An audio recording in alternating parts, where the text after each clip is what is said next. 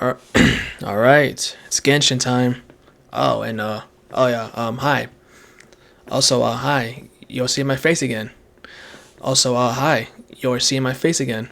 How do you doing?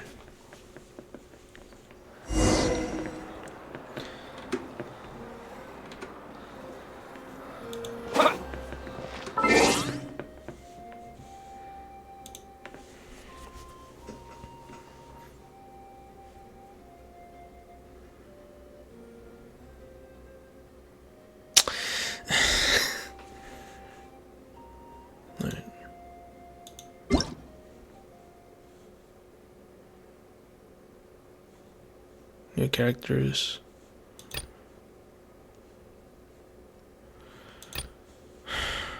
Yeah, I know.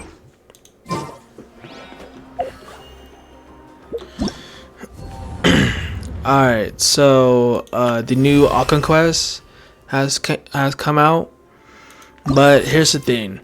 I am not going to play the Alcon Quest until version 5.7. So I'm not going to play the new Alcon Quest until the next patch because a lot of voice actors are not voiced in this new patch.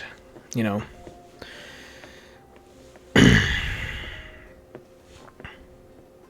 you know, for ex- you know,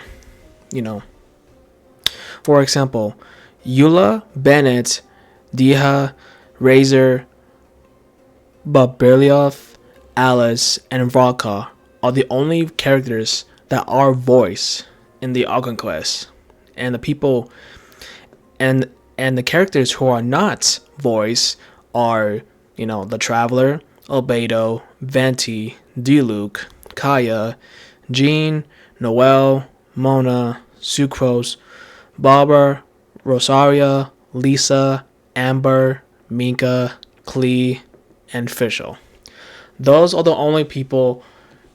Those are the people who are not boys in this quest. So therefore, I'm gonna wait because according to the English, because according because according to Venti's English voice actor Erica, she stated that she was she stated that she stated that her and some other voice actors were actually supposed to record lines for version 5.6, but the ch- but the but the SAG after was sending them, you know,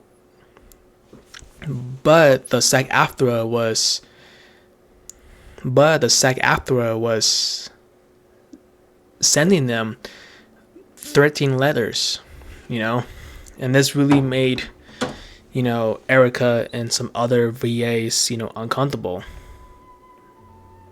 you know.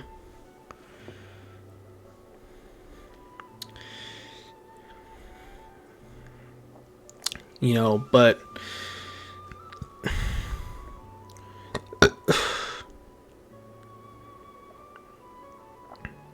but good news, she did say that she is going to, but good news, she did that she is going to record her lines, and she will be definitely be voice in version 5.7, along some other VAs as well. So thankfully, so at least that's a good thing. But you know,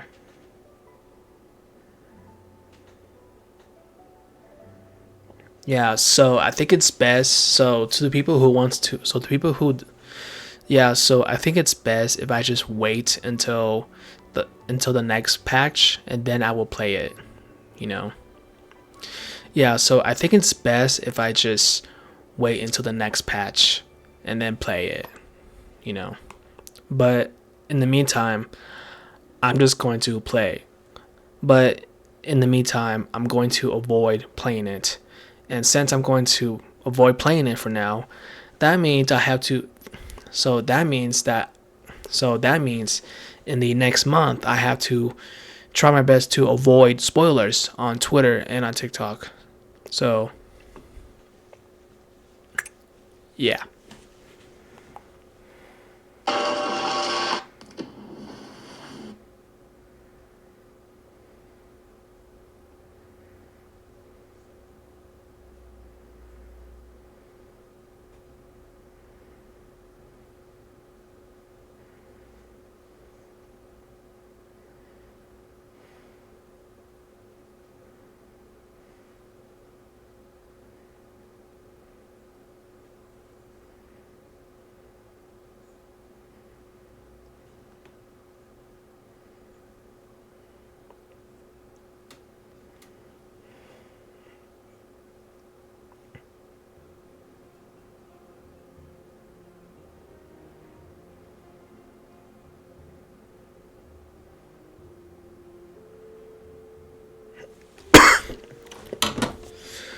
So in the meantime, all right.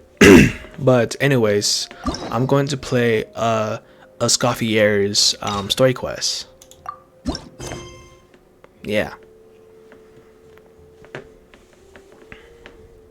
Let me just animate with this.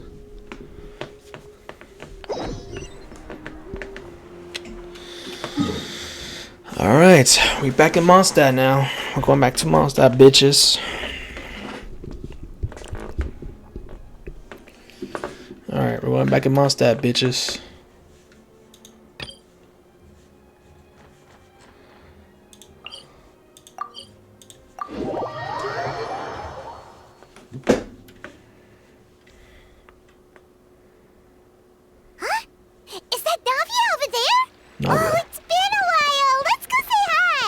What's up? Please don't be mute. Please don't be mute. I'm begging. Navia, please don't be mute. I'm begging, man. Please don't be mute.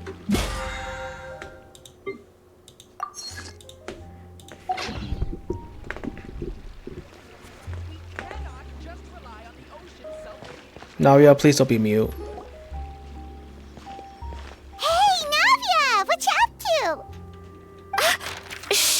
Okay, thank God. Oh, okay, thank God. Why so secret? Why so secrecy? Get lost, Monica! I don't want to see you back here until you're ready to wake up and start doing things properly! Right now, you're a disgrace to my kitchen and to the Hotel de Boer name! Damn. It was an accident. I'm sorry, did you hear me asking for excuses? No, I'll do better, I promise. Why is she so aggressive? She won't even listen to what the poor girl has to say. Oh, hey, cut her some slack. You gotta at least hear her out. Paimon, not best. Paimon, I think you just. I think it's best if you not interrupt them. At least. Can I can't. Oh, it's locked, that's why.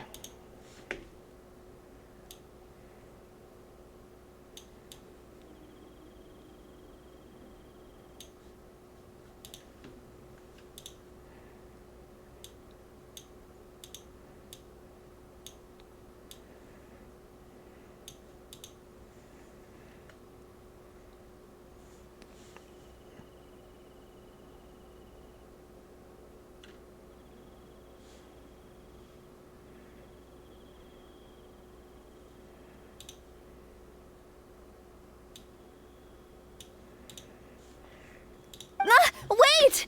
Huh? Who do you think you are telling me? Wait a sec.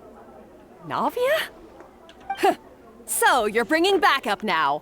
Suit yourself! You're still wasting your time!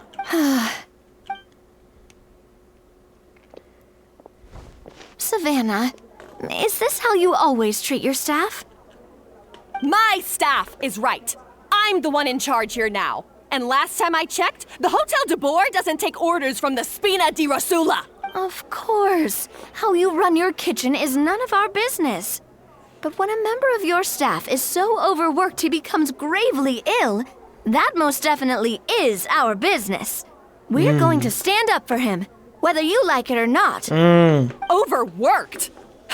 I've said it before and I'll say it again. If Fermon can't handle the job, then tough luck. There are plenty of other capable people I can hire instead. But Philmont can do the job, he just... Monica, back inside, now! But you said I shouldn't come back until... Just do as you're told, and not another word out of you. Come on, we have work to do. Wow, what a horrible person! You too, Paimon. Sorry. Looks like I've dragged you into some drama again. So, what was that? Her name is Savannah. She's the new head chef at Hotel de Boer. Ever since she took the job, she's been enforcing a brutal work regime. and putting a huge amount of pressure on her staff.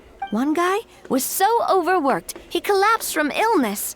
He's been bedridden for days, and he can barely even talk properly. I'm sorry. I'm sorry. It's all my fault. I don't deserve to be a chef. At his family's request, the Spina di Rosula is trying to mediate on his behalf. We're not exactly making a ton of progress, as you saw. Savannah is adamant that Vermont's exhaustion and illness have nothing to do with her or how she's been running her kitchen. She's refusing to have any kind of meaningful dialogue with us. Our next thought was to talk to the other chefs at the restaurant and get a better idea of their working conditions. But with Savannah watching them like a hawk, no one has been willing to open up. And that's why I'm here, doing it the old-fashioned way. Camping out, watching, and waiting for an opportunity. And you were waiting for Savannah to leave, and then you were going to approach Monica? Oh, shoot! It all makes sense now. Sorry. Paimon should have thunk before she spoke. Did Paimon ruin everything? Yes, you did. You really did.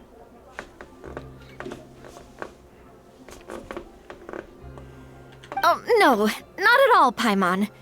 Honestly, the way she was laying into Monica, someone had to step in. I'm sure I would have piped up if you hadn't. And besides, I don't really think I'm built for espionage. Either way, Savannah's see you now. Either way, Savannah's seen you now, so you probably won't get another chance. Yeah, meaning it's gonna be all the more difficult to get the inside scoop now. Oh, I might as well head back to the Fleuve Cendre then. We'll need to come up with a whole new game plan. Paimon will join you, 'cause this is kinda all Paimon's fault. Then I'll join you too. Guys, it's fine. You don't need to worry about it.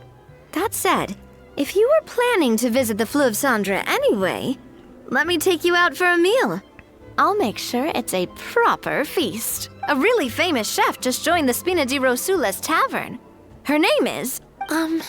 Sorry to interrupt. I just wanted to apologize for the scene you witnessed just now. We shouldn't subject our customers to that. This is a small token from us. It's some candy from Monica. She asked me to make sure it was delivered into your hands. Monica's the one apologizing? Huh. Clearly Savannah is the one who owes an apology. Our head chef has been a little highly strung lately. Sorry for everything. Paimon, don't make things more difficult for her. All right. Since there's candy, Paimon will drop it. Not the candy. Fat ass. Thank you for understanding. We'll make sure to pass your feedback on to Miss Savannah. a little highly strung, huh? Looks like with Savannah in the kitchen, even the waiting staff are more on it. Looks like with Savannah in the kitchen, even the waiting staff are on edge. Paimon doesn't get it. How did someone like her even become head chef? Well, according to Fermat's family, she hasn't always been like this. But that's a story for another time. Let's try this candy. Oh yes, never underestimate Navia's affinity for sweets. Oh, Paimon totally gets it. Come on, dig in! Huh? Hold on, there's something written on the wrapper. Huh? Find Escoffier.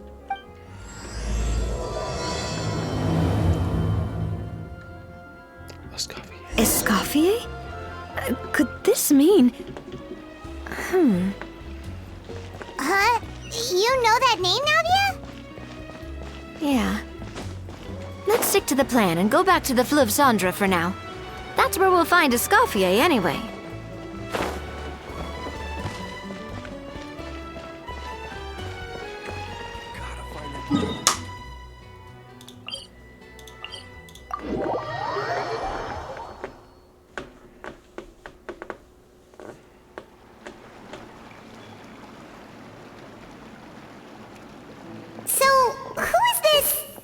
Escoffier, anyway? Well, for starters, she used to be the head chef at the Hotel de Boer, before Savannah. There she is.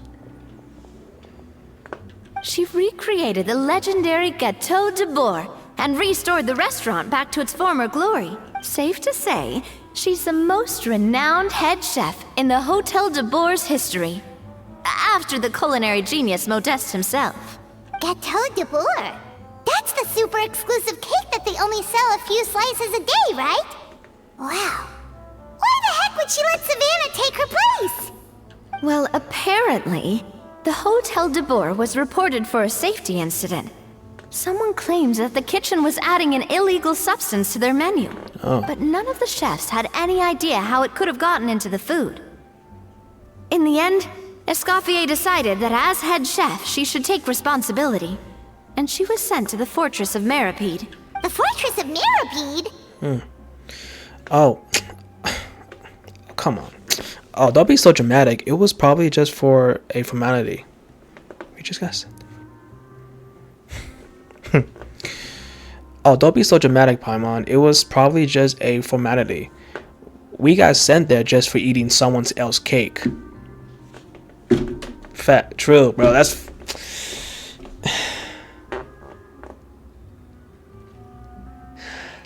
Can you actually go to jail by eating someone's cake in real life? Be honest. Well, you're right. The quantity of the substance they found was fairly minimal. Even the guards believed the whole thing was probably just an accident. Escoffier didn't have to stay in the fortress for long, but still, by the time she returned, the role of head chef had already passed to Savannah. So that's what happened. Paimon still thinks it's really unfair. Even though Escoffier is no longer head chef at the hotel, she's still well respected by the staff. So, I'm guessing what Monica wants is for us to convince Escoffier to try and negotiate with Savannah on the staff's behalf. Oh, Paimon gets it! Monica wants Escoffier to come back and kick Savannah out.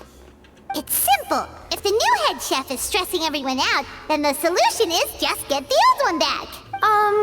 Well, about that... You thought cream of mushroom soup was ready to serve after 3.5 minutes on the stove! Okay, so she's sort of like the same thing. You'd have had more sense serving hot water with ice cubes. At least then you wouldn't have wasted all this perfectly good cream and mushroom. What do you say, Hilaire? I'm sorry, Cream. I'm sorry, Mushroom. Well, damn, bro. What's so harsh with the kids, man? As you can see, Escoffier is that kind of chef as well.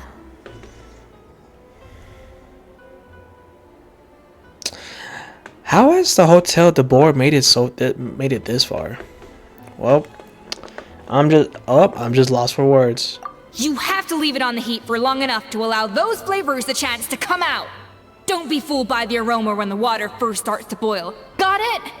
Yes, Chef. Then go back and do it again. The customers are still waiting. Remember where you went wrong and don't repeat the same mistake twice.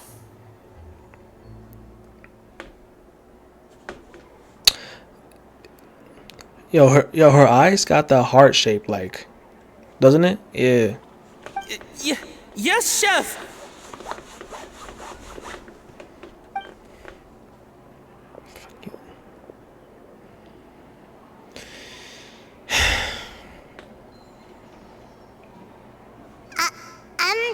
Excuse us, we're... Waiting to be served? Sorry, we're pretty busy. I'm afraid you have to join the line. Oh, no, we're not here to eat. So you're not paying customers? Then I'm afraid the wait will be even longer. It's hard to talk to Escoffier when she's in the zone. Let's take a seat. We can catch up while we wait.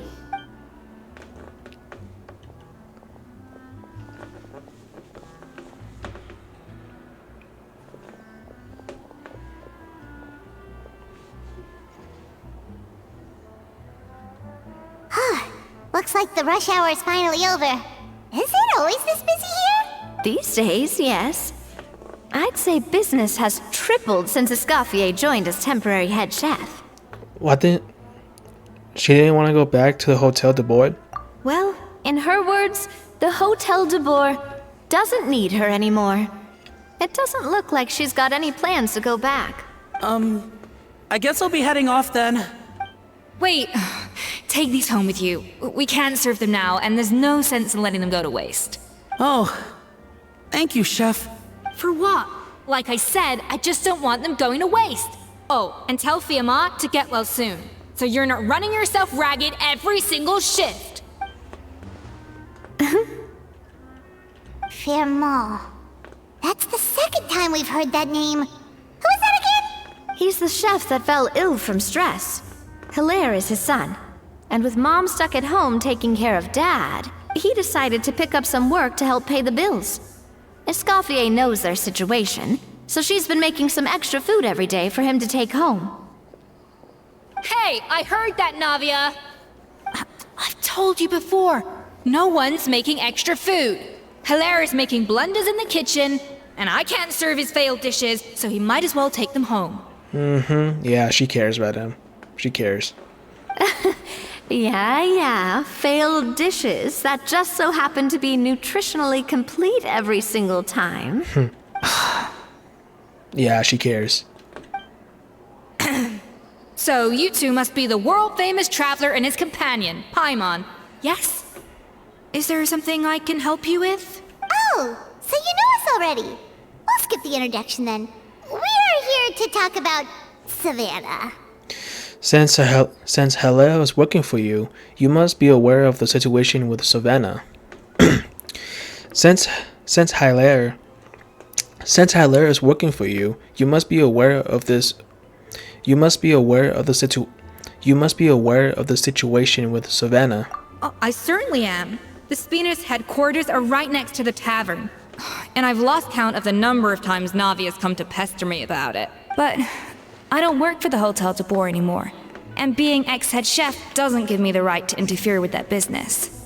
Besides, I'm the one who persuaded Savannah to take the job in the first place. What? What? Well, she was a much gentler person back then. A little timid even.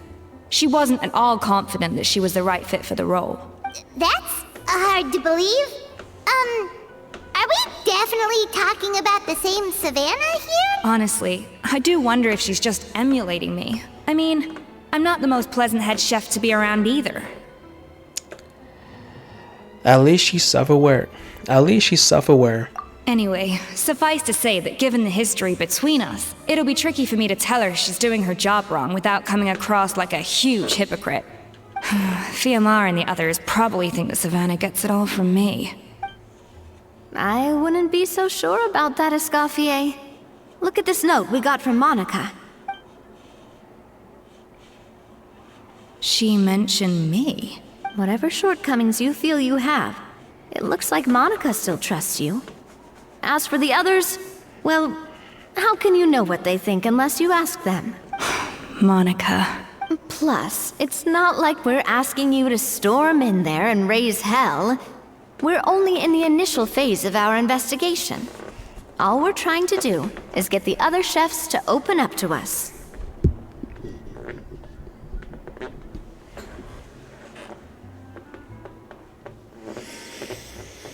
Damn, man.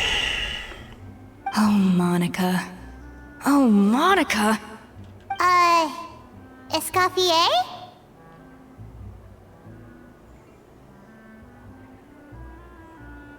I can't believe her! Powdered sugar is supposed to be applied sparingly. Look at all that on the wrapper. It's thicker than the sole of my shoe. Bruh. Unbelievable! I won't stand for this. She has to learn. Come on, we're going. Why'd she walk like that? Wait, so now she's, Bro, why'd she walk like that, man? Come on. Well, whatever the reason she came up with, at least she's convinced herself to go have a conversation. Let's go catch up to her. We don't want to keep her waiting.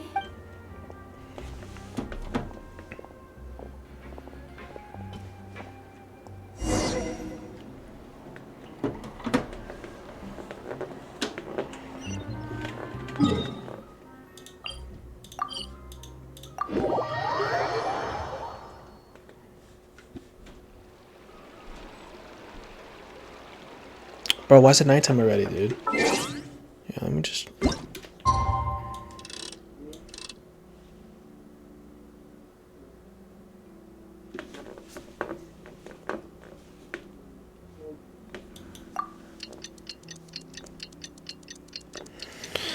Oh my god.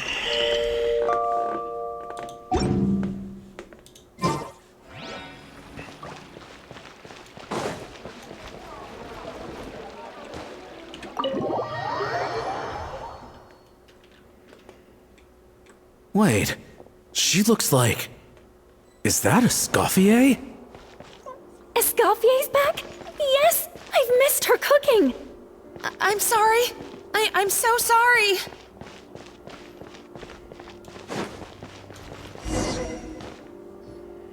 I'm sorry, I'm so sorry. I messed up your order.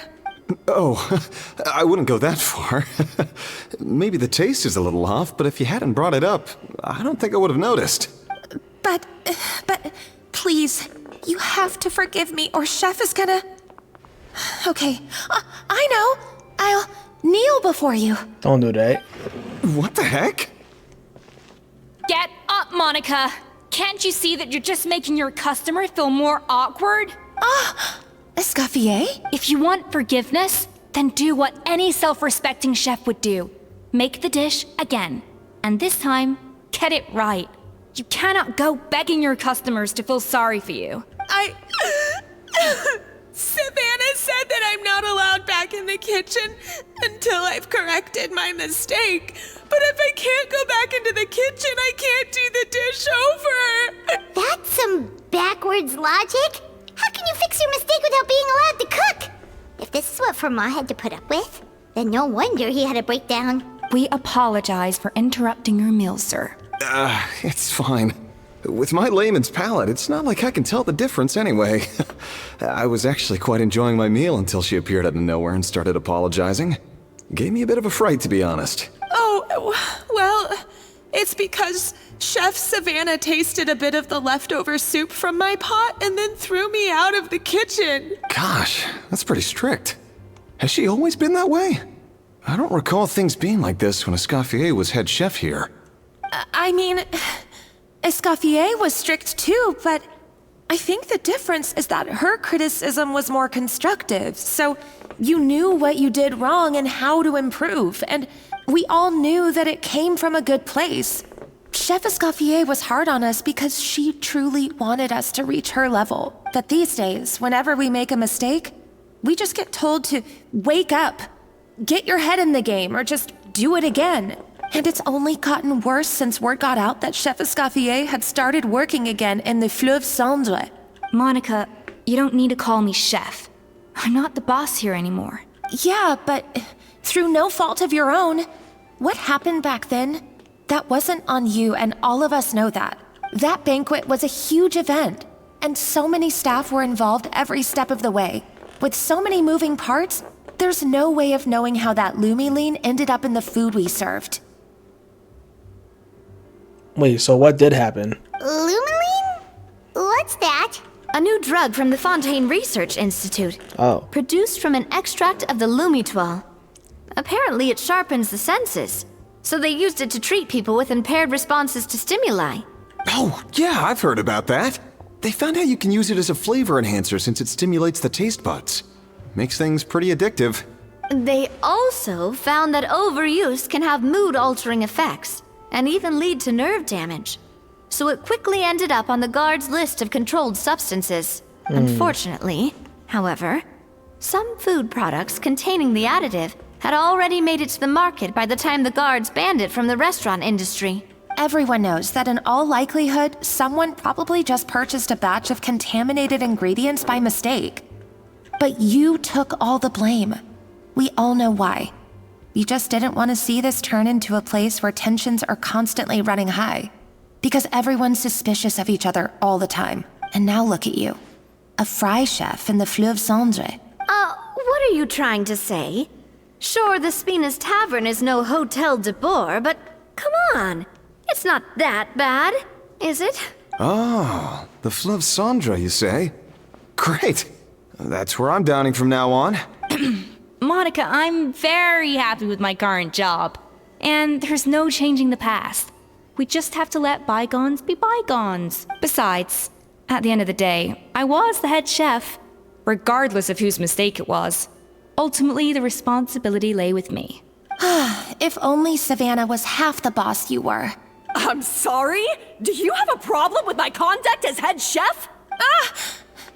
No, chef. So, you do remember who's boss? Escoffier?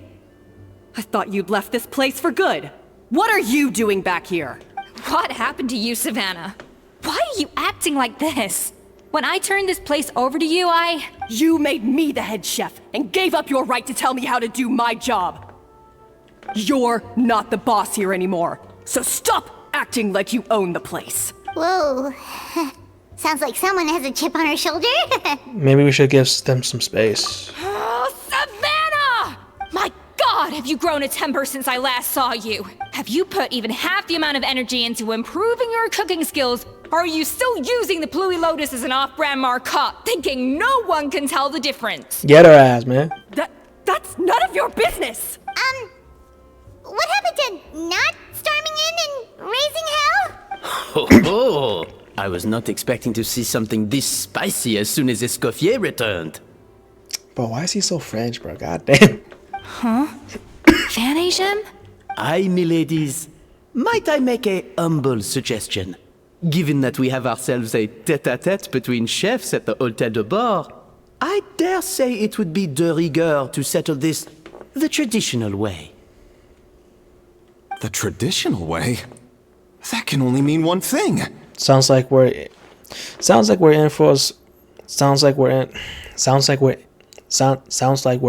for a history lesson. That's right. I'm talking, of course, about the tradition established by Modeste himself. The cooking contest! Okay, I'm gonna take this off. The cooking contest. Oh man. Oh boy. So this is like another episode of Master Chef, right? Oh man. Damn. Oh my god, my big nigga. Oh damn.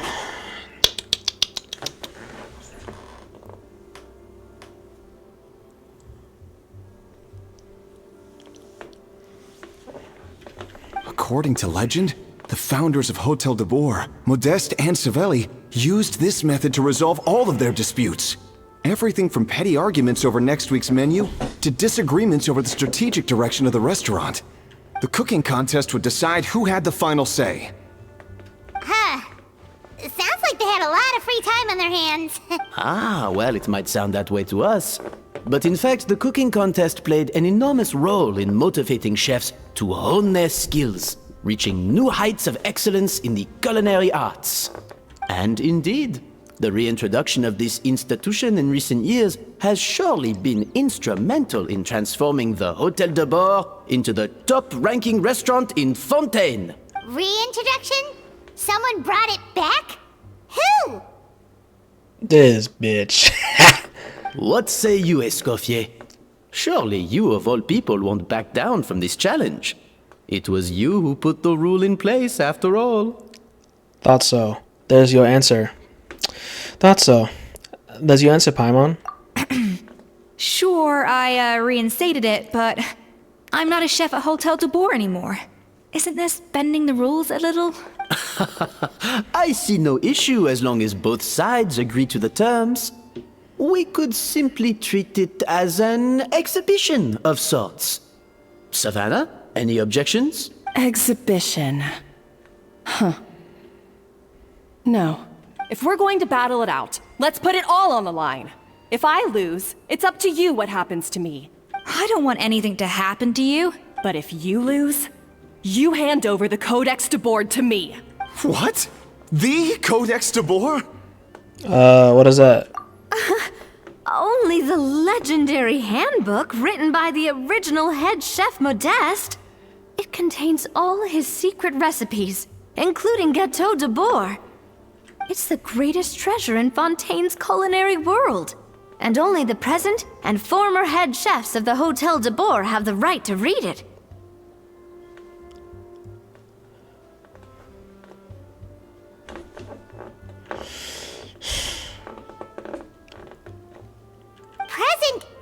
warmer. Wait, but that already includes Savannah, though. What do you want that old thing for? You have your own copy, don't you? Don't take me for a fool. You know perfectly well what I mean. I want your copy. The original version. The one you took with you when you left us. I'm sorry, I must be missing something. You know, there's no difference between the original and the copy, right? They contain the exact same recipes. Stop trying to change the topic. What's wrong, Escoffier? Scared you're gonna lose to me? Or are you scared of me getting my hands on the original codex?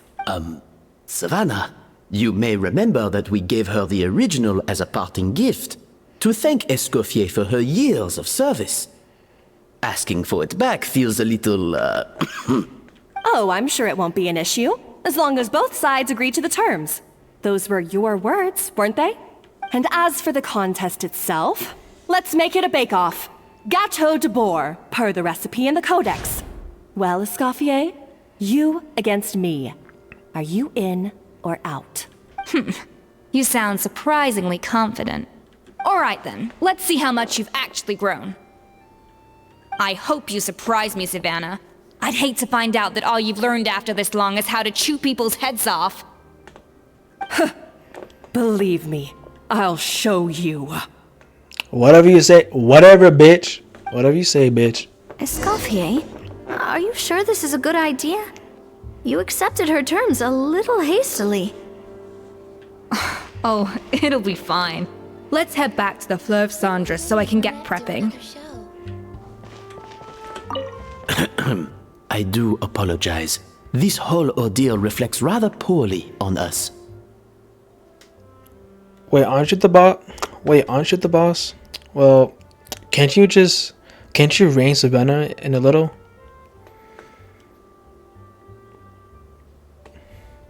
Wait, aren't you the boss? I'm afraid it's not quite that simple. The Hôtel de Bord runs as more of a partnership, you see. It was founded by two friends, Modeste and Savelli, and it's been that way ever since. So, while I am technically Savannah's boss, it's not really my place to interfere with the business of the kitchen. To be perfectly honest with you, that's part of the reason why I suggested a cooking contest.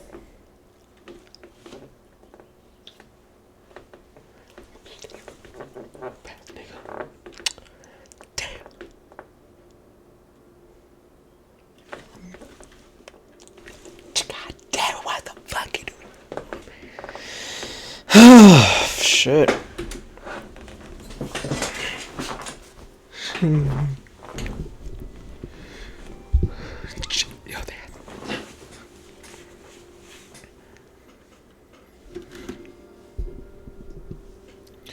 If Escoffier wins, it would be the perfect opportunity for her to talk some sense into Savannah.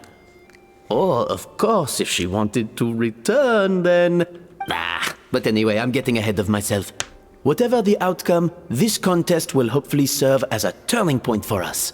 Please, pass on my best wishes to Escoffier. I must say, Savannah surprised me with her confidence. Does she really believe she can best Escoffier in the kitchen? I thought she was just blowing off steam when she first raised the idea to me.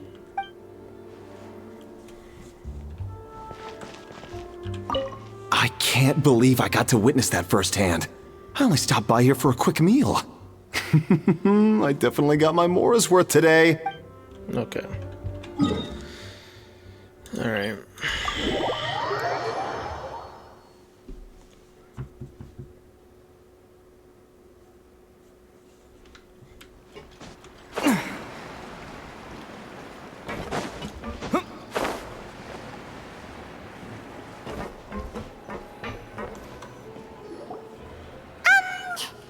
So, this whole bake-off thing kind of came out of nowhere.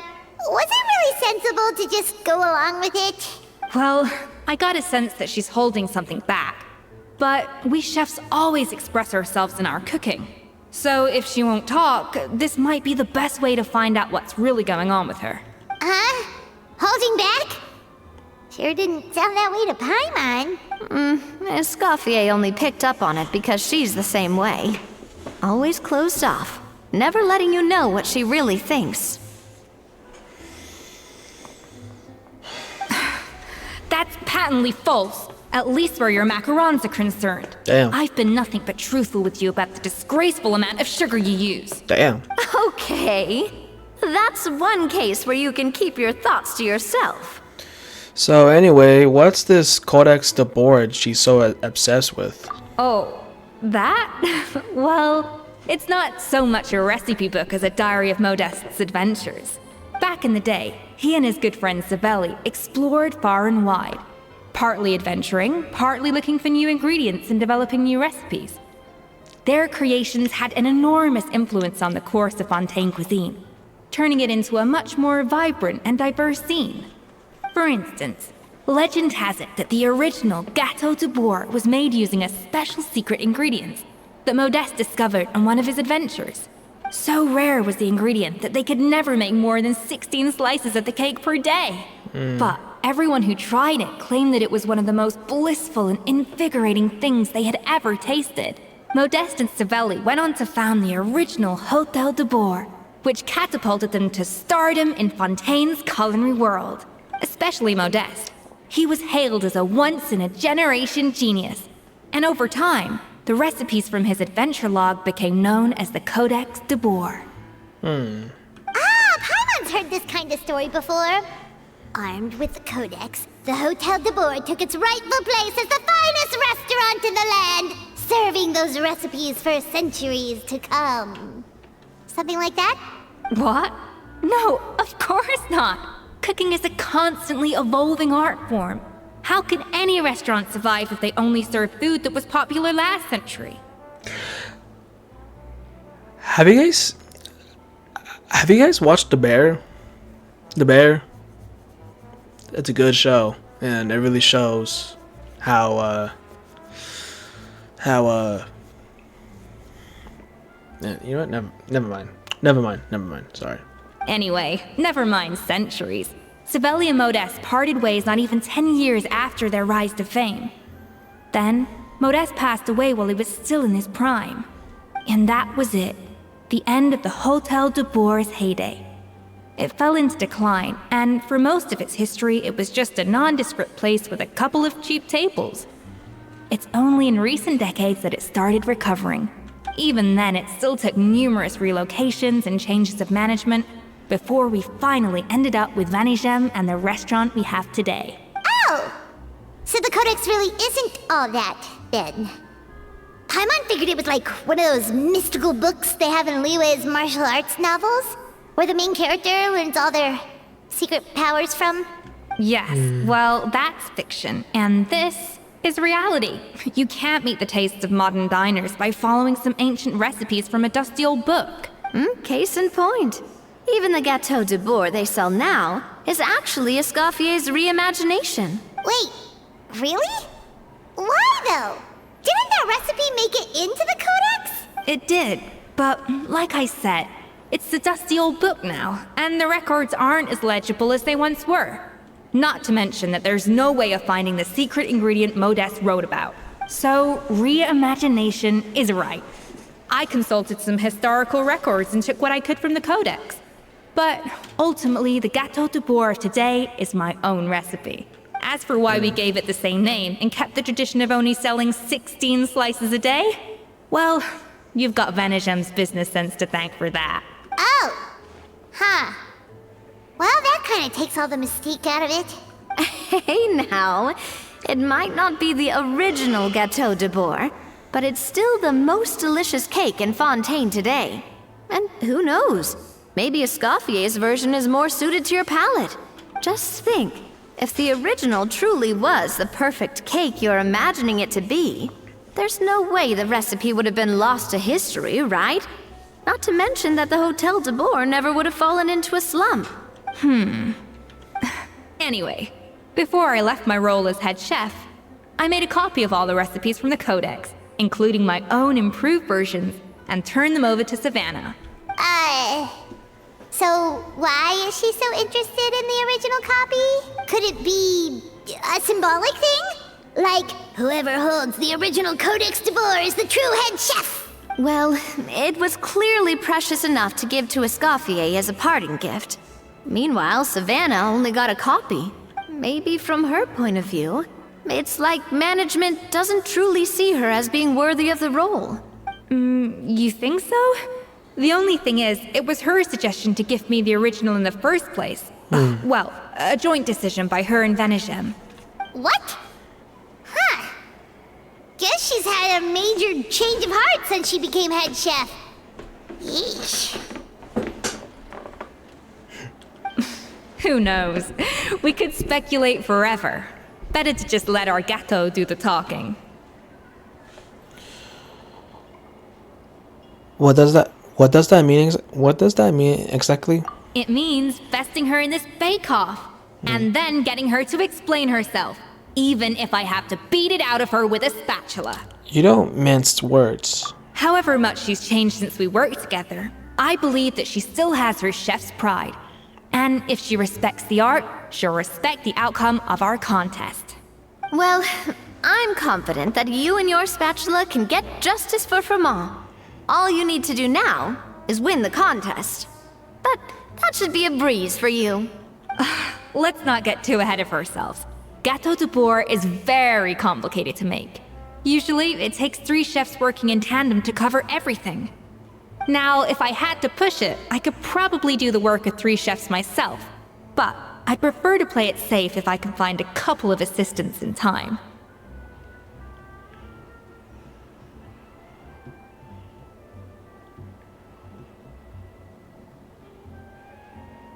Well, that's easy. The 3 of us are veterans in the kitchen. You just need to pick 2 of us. Well, I have heard the Traveler is an accomplished cook, as well as a warrior. But be warned, I will hold you to exceptionally high standards. Oh. Think you're up to the task? Well, bring it on, boy. Well, let's go. Come on. I ain't no pussy. Oh, count me in too. I've spent weeks perfecting my macarons after your scathing review. Even if it means competing against the Traveler, so be it. I'll show you what I'm made of. Confident. I like it. Alright, let's start with some elementary mise en place. Show me your knife skills. Oh, wait a minute. So this is like Fruit Ninja, bruh. Kidding me? I've always called it chopping stuff up, not mise en place. But it's basically the same thing, right? Oh, Navia. The difference in your case is that mise en place is chopping stuff up without sending juices flying all over the kitchen.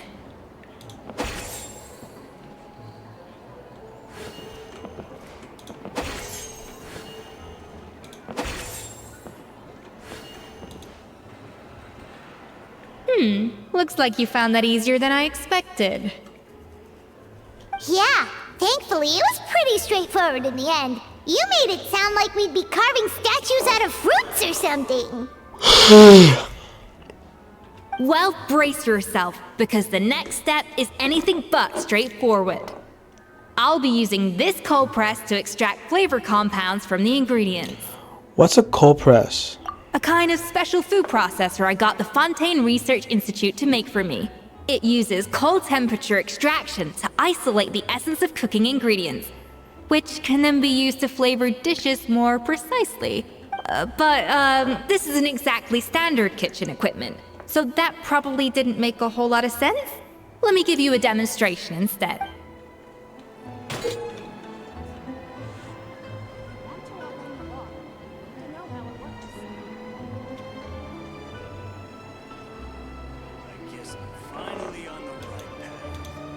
Custom-made equipment from the Fontaine Research Institute, huh? That's some pretty high-tech food prep. Paimon's never used anything this weird before. Cool! Not weird.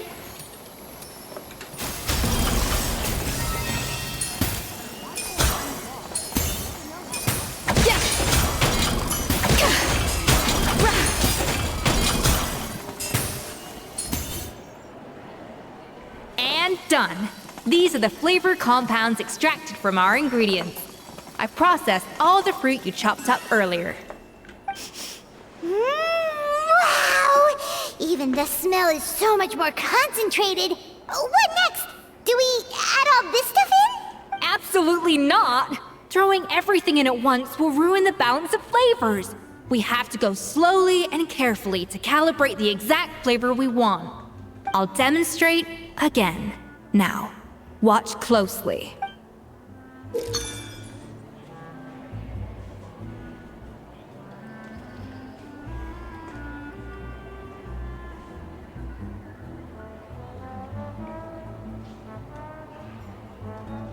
Slowly and carefully. Not a drop too much, and not a drop too little.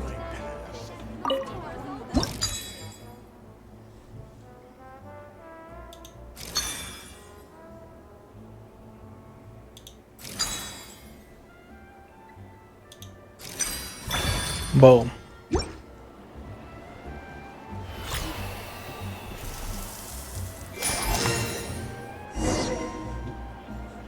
And voila! Now it's your turn.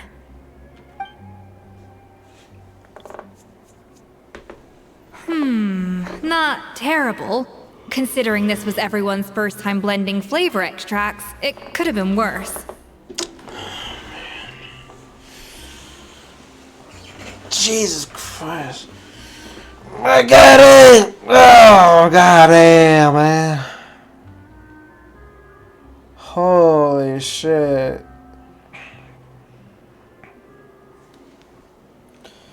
Oh, man, I'm tired as fuck right now, dog. God damn.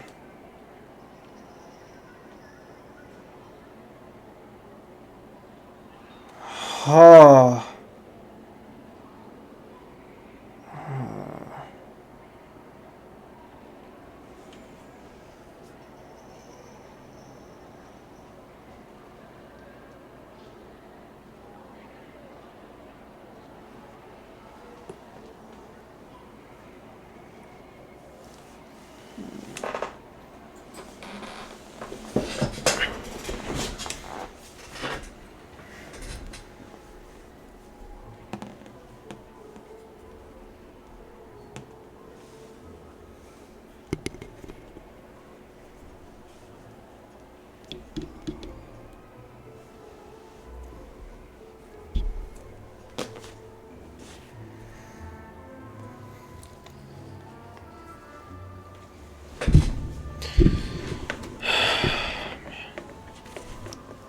But the traveler's work was surprisingly good. Ha! Are you sure you've never done this before? You got almost perfect results on your first try.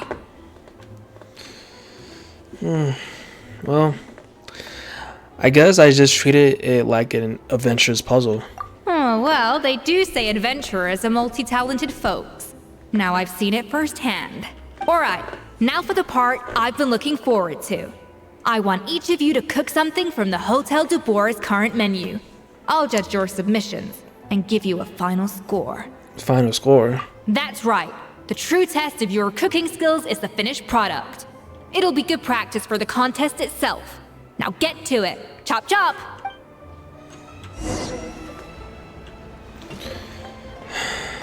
How's it going? Have you picked a dish yet? Choose wisely. I expect you to present the most delicious thing on the menu. Delicious. Had to be delicious. I want some chicken. Ooh. Is that chicken? A pan-fried dish. It's a tender. Is this chicken or is this turkey? I don't know, but I'm doing it.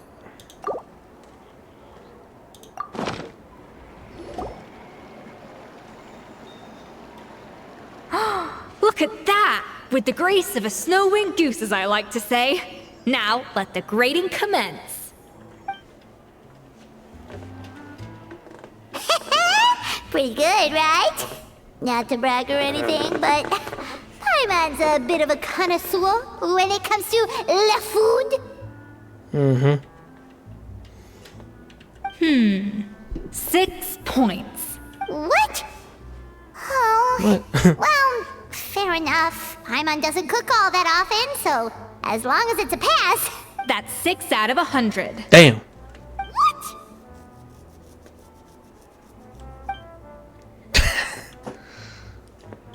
You say you're a connoisseur, but it's quite clear from this dish that you have far more experience consuming food than creating it. Damn. By that logic, I suppose you think listening to Lady Farina on repeat every day would make you an opera singer. Aww. No. Me next, me next.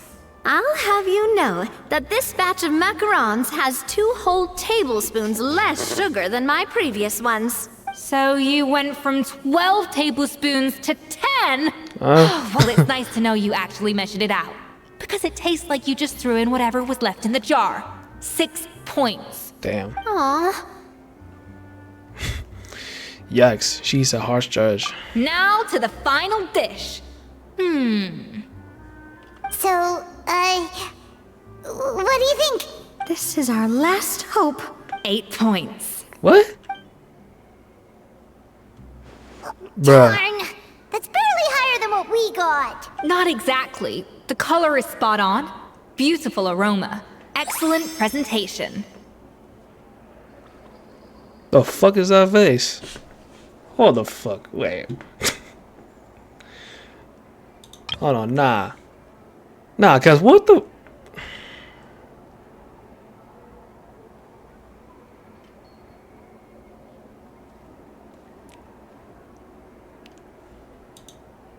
I have to give this one 8 points out of 10. Maybe even 9 points. Okay. I'll accept that. I will accept that. How did you pull that off? You know, it's all about practice from cooking for you, Paimon. Fat bitch. Don't get me wrong. There's room for improvement. But still, this is clearly the work of an accomplished chef. I can tell that you've put many hours of work into honing your skills in the kitchen. I can really taste the grace of the snow-winged goose in this dish. The traveler's journey, with all its trials, tribulations, and setbacks. Not to mention the frustrations of having a picky eater for a partner. Hey, you made that last part up! No way did you taste that! Well, it looks like I lost fair and square. I guess you'll be taking the Traveler as one of your assistants then? But if it takes 3 chefs, that still leaves 1 slot remaining. Maybe Paimon and Navia should keep practicing and see how it goes? Chef Escoffier, Oh, it's Hilaire! What brings you here? I heard the news about the cooking contest. You're doing Gâteau de Bois, right? I was just wondering if you needed any help?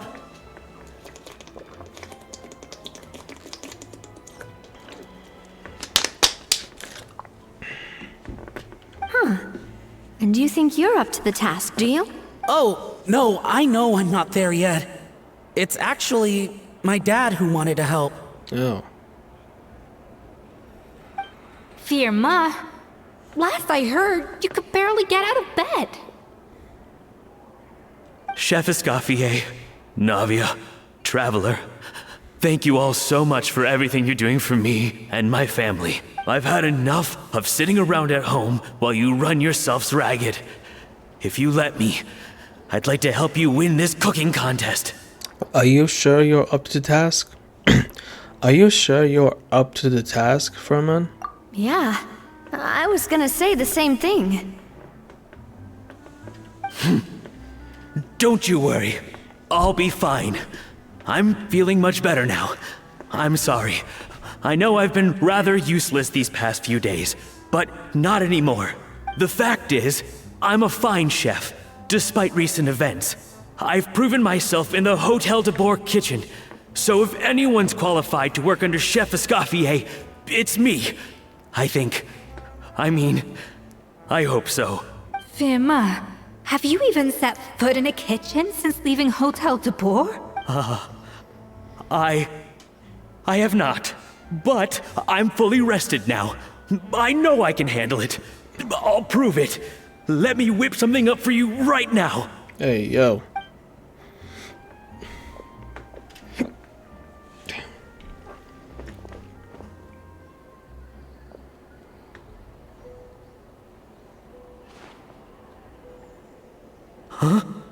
That's strange. Why are my hands shaking? What do you call this, Verma? I can't seem to grip my knife. Do it again! Again! Again! I... Hopeless. Get out of my kitchen yesterday. Dad, what's wrong? I don't understand. I was feeling so much better, and then Will I never be able to work in a kitchen again?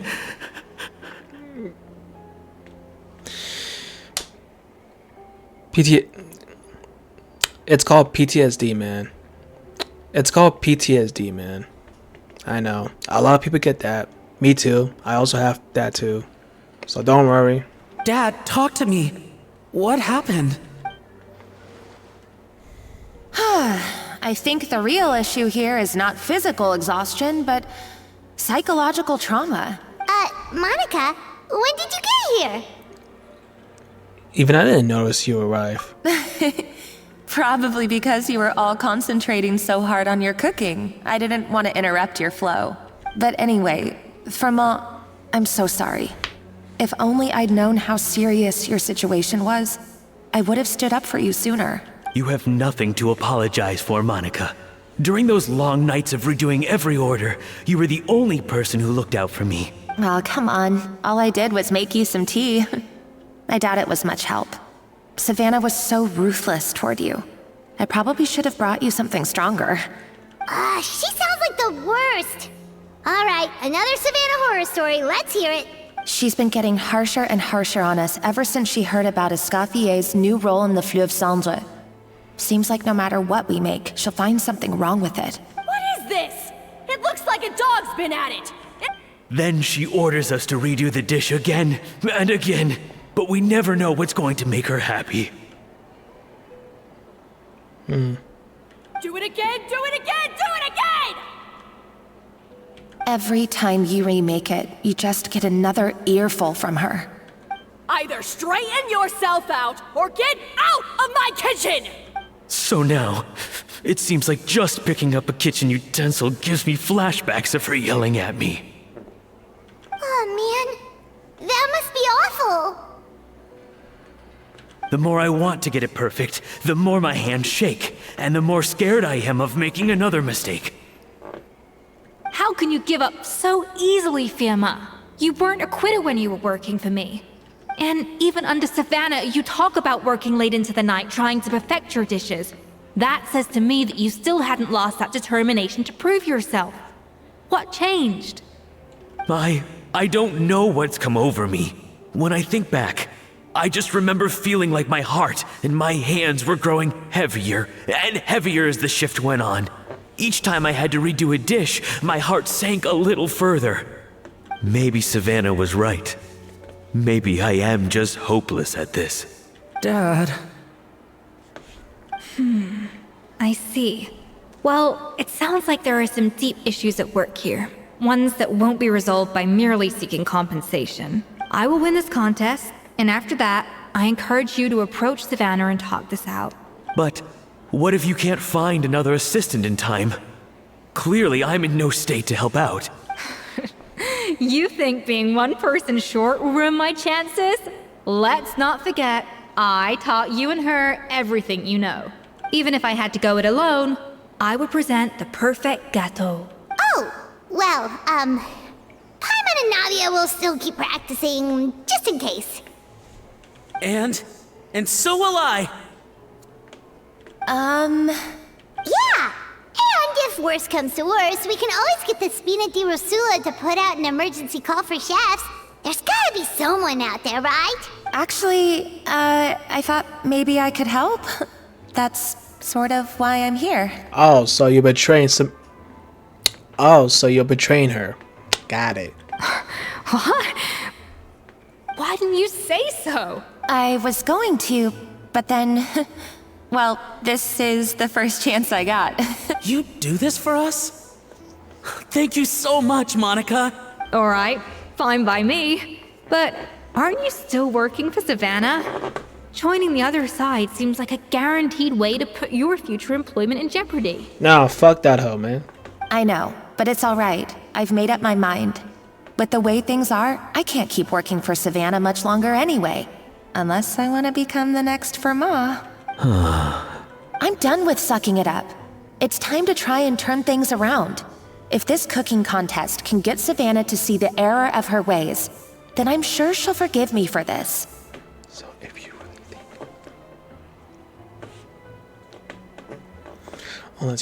Unless you're too pussy to... Alright, so...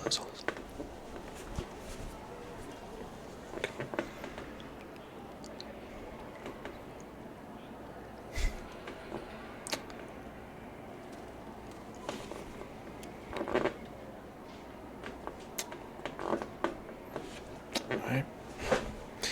Can I just go out the back door instead?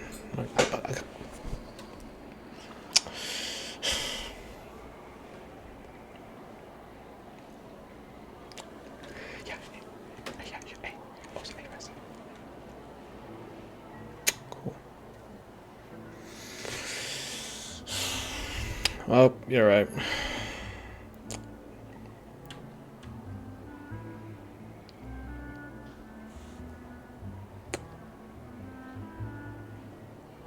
It's good.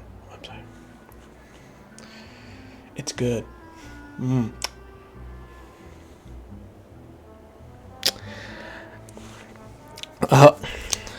I hope you're right.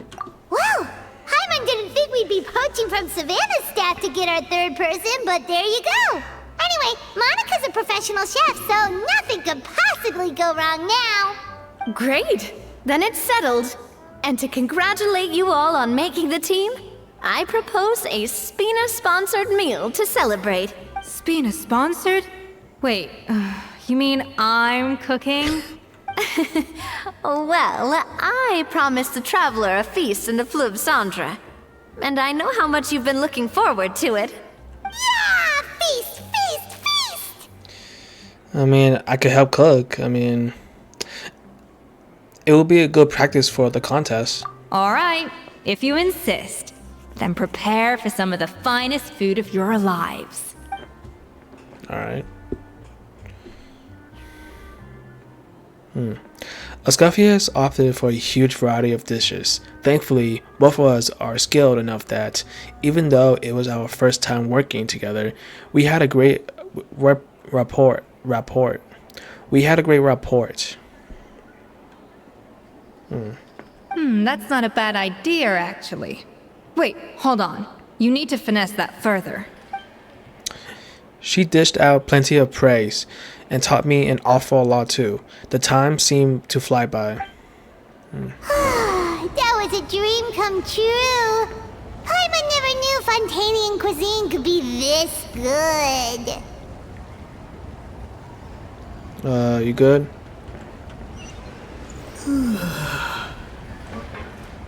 You good, Navia? I wish I could eat that all over again. It's not often that Escoffier goes all out like this. And it's all because of you, Traveler.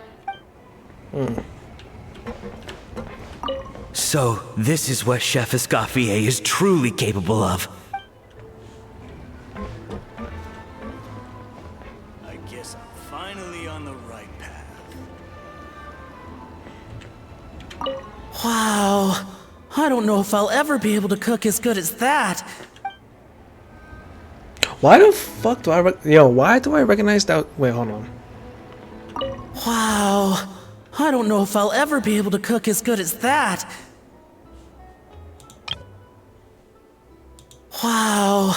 I don't know if I'll ever be able to cook as good as that. Why do I recognize that voice from somewhere? I swear to God, I recognize that voice somewhere, bro. But where? I don't know. Hold on. El homie. Oh.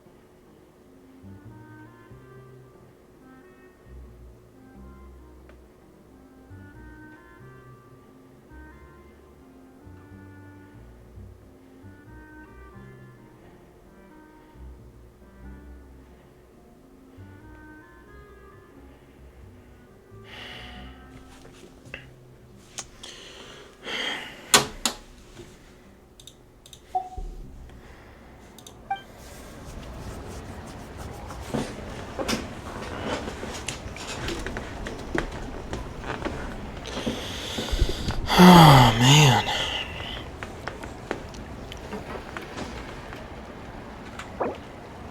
I guess I'm finally on the right path.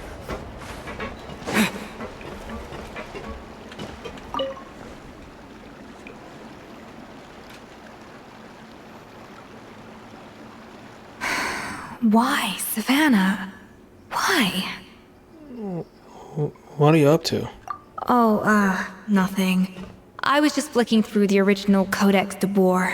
I wanted to see if there was anything I'm missing. Something I hadn't noticed before. That might explain why Savannah's so desperate to get her hands on it. But I can't find anything. It's just some hastily scribbled recipes in between diary entries from Modeste's adventuring phase. And most of it's not even legible anymore. The copy I gave her not only has all the recipes in full, but even includes my own private tips and notes from years of experience. Surely that's infinitely more useful than this old thing. Well, for her, it's probably not about how useful it is, and more an issue of head chef's pride. Yeah, maybe. Still, it's just hard for me to imagine that the Savannah I knew would go to all this effort just to make a point. Were you two friends? We were. At least I always thought we were. She was a little shy, but meticulous with everything and everyone she dealt with. She made a few mistakes here and there, but she was quick to correct them whenever they were pointed out. And she was always striving to improve as a chef. Those qualities are why I recommended her to replace me as head chef. I never imagined for 1 second that she'd cause Fiamma and the other staff so much grief. It sounds like you feel partly responsible. Well, I mean to an extent, of course. I pushed hard for her to get the role. And the idea that she turned out like this because of me is difficult to come to terms with. I wonder if this is how Modeste felt back when he was writing the Codex. Speaking of Modeste, didn't he have a falling out with someone as well? Yes, with his good friend and co-founder of the Hotel de Boer, Savelli.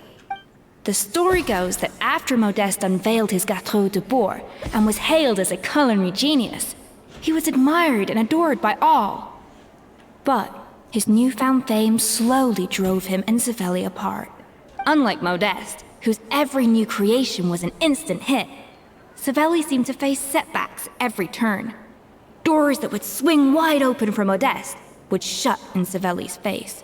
And with Modeste being whisked off to all manner of functions by his celebrity friends, he had less and less time to discuss the culinary arts with Savelli. People started gossiping about Savelli, and their relationship between the two gradually soured. So what happened to them? Autonomously. Autonomously.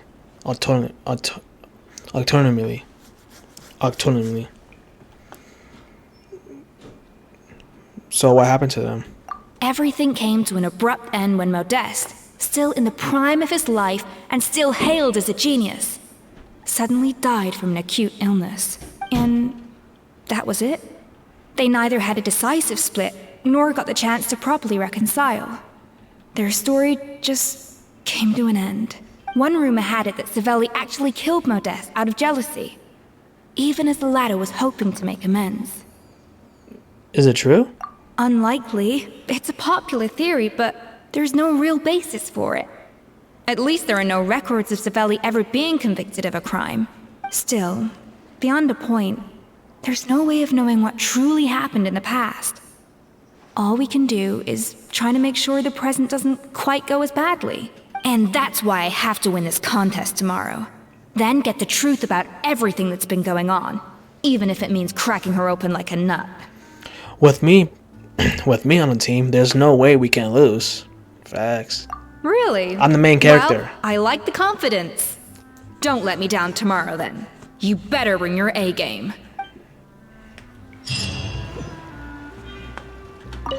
Let's hope that Savannah isn't all sizzle and no steak. After all the work we put in, it would kinda be a shame if tomorrow was a complete cakewalk.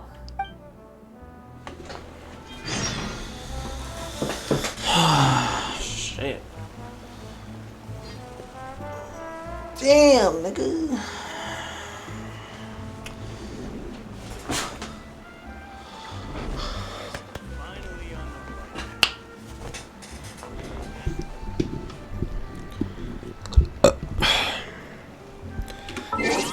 Wait, our time? The following day, the next following day at 12.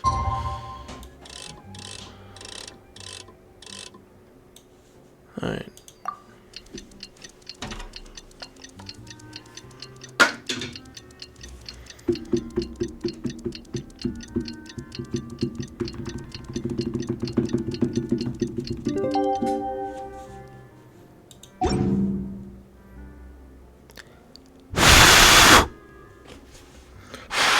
No. It's cooking contest day to the Hotel de Boer. Toot sweet. Here we go. Here we go. Did you hear the news? Escoffier's coming back for a cooking contest. Wait, seriously? Escoffier in a cooking contest? Now that I've got to see. I don't get it. Why would anyone in their right mind challenge her to a cooking contest?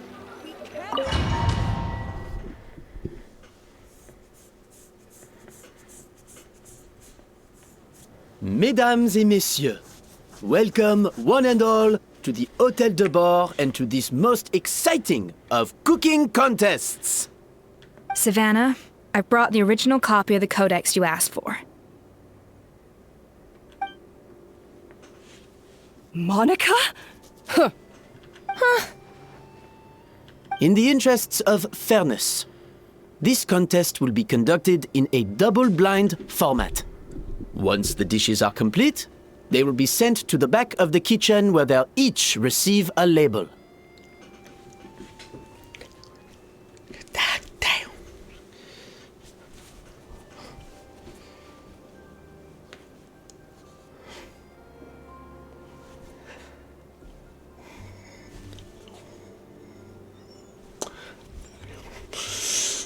So, okay.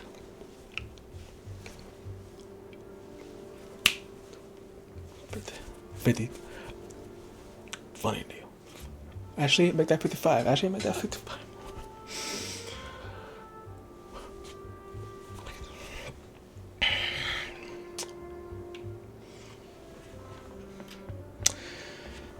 So, hey man, you could just cut back. I'm just saying, you can't live. I'm fine.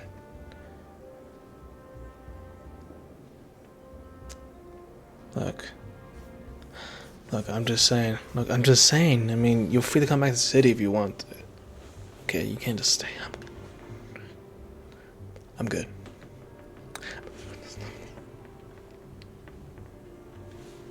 Okay.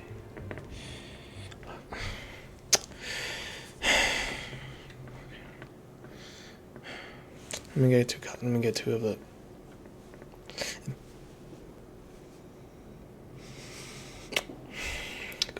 Great, now we can talk. Okay, dude. The labels will be placed out of sight underneath the plates, only to be revealed after the judges have sampled them and reached a final verdict. This is to ensure that no one will know which dish is made by which contestant. As one of the judges, I promise to be fair and impartial. When my meal got interrupted yesterday, I never thought this is how they'd make it up to me. Getting a seat on the judging panel is a pretty sweet deal. Both contestants have taken their positions. Then, without further ado, let the Hôtel de Bord cooking contest commence! Shit, here we go.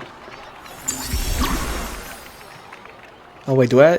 Oh, I have to actually balance them off. Oh, okay. Okay, so I have to log in for this. Fuck. Wait, hold on. I have a timer for this. Fuck.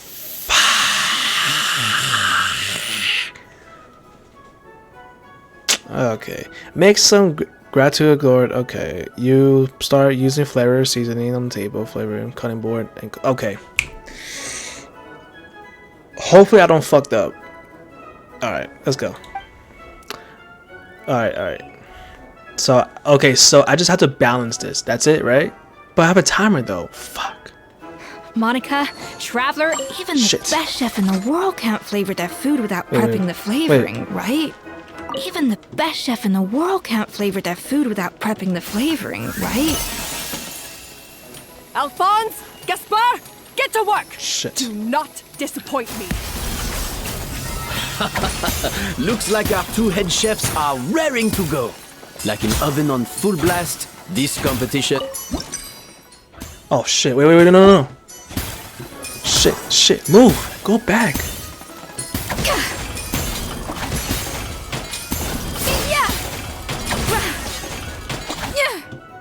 Shit. Okay. See, four. You mean 4? Fuck me. Fuck. Shit. Okay, wait.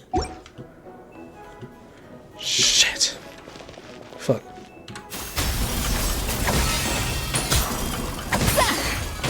Fuck me. You serious right now? Fuck me. That should be enough flavoring. Now hurry up and balance the flavors. Okay, never mind. I think I'm good. Boom. Okay, I'm good. Okay, I'm good, right?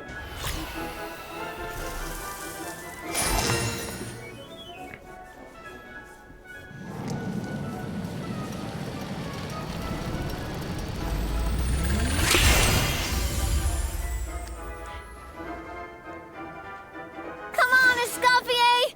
Come on, Traveler!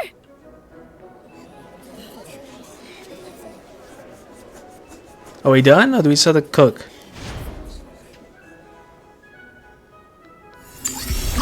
Oh no, we said. Oh, okay. So okay, we got more people. Ah, fuck me. Okay, what am I supposed to do? Okay, so cut this shit. What am I supposed to do?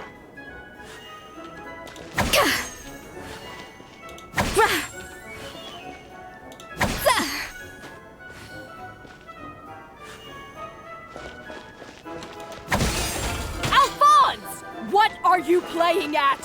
That's not how I taught you to do it! Whoa. Stop horsing around and do it again! Yes, chef! Okay, how am I supposed to do it? Okay, okay. I mean, 4, right? Boom, 4. The balance of flavors is about right. But the quantity is too low.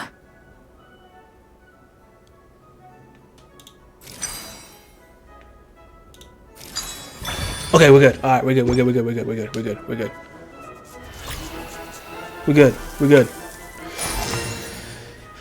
We are good.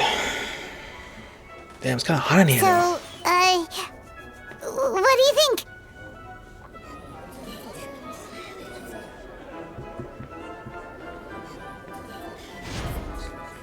All right. I think we should be good. All right, I think we're good. I hope. Oh, okay, fuck. So we need a lot of this shit. 2 servings of fruity flavor. Okay, oh, dude, I need to read this shit. Okay. Escoffier is already on the final step of the recipe. Let's check on 2 Savannah's servings progress. of fruity. Okay. I think this flavor profile is still a little bit off. Enough! Oh, useless! Both of you! Make like an egg! Yeah, whatever you say, bitch. Alright. So how much I got? 1, 2, 3, 4, 5, 6, 7. Okay, so 6.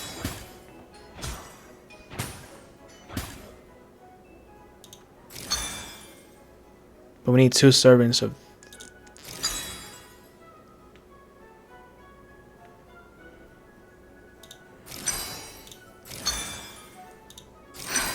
Stay calm, Escoffier. There has to be a way to balance the flavors. Fuck. Just think.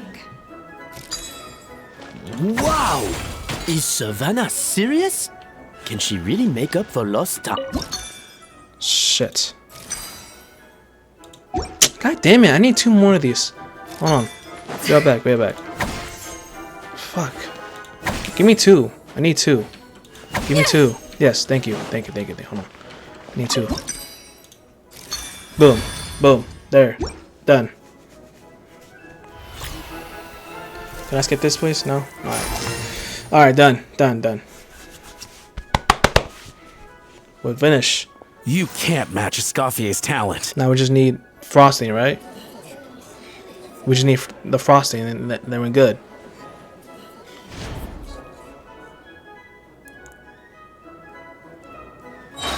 I present to you Gâteau de Bourg. Damn, she's still working on it? Boom. Yeah. Ooh, wait, hold on. That looks actually really good. Ooh. Ooh.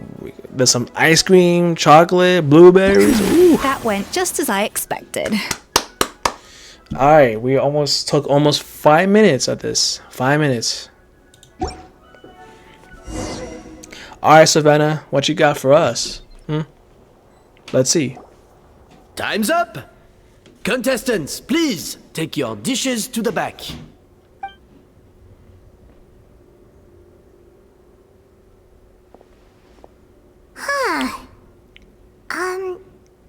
That guy was right. You really can't tell whose is whose just by looking at them. Oh, damn. We both made the same dish after all. For all her flaws, Savannah's a talented chef who earned my recommendation for good reason. She wouldn't screw up something as elementary as the cake's appearance. Whoa! This is really rather good. Wonderfully soft and fluffy. Beautifully sweet. This is a masterclass in how to make Gâteau de Bourg. I would give this one at least 9.9 out of 10. Okay. Only because there's something about the flavor of the base. It's just a little different from the recipe I'm used to. Huh? Really? I couldn't tell. All right, on to gâteau number 2. I haven't had a single bite and already this aroma is a delight to the senses. I have a feeling that this gâteau will be a gâteau for the ages. How exciting! I'm gonna dig in.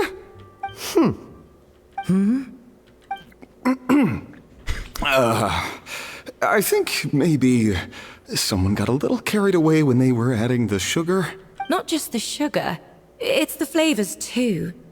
This is all over the place. Who made this? It appears the decision is unanimous. This gâteau is far below the standard we would expect. And Paimon thought this might actually be close. Turns out she can't bake to save her life. Maybe it's because of poor teamwork.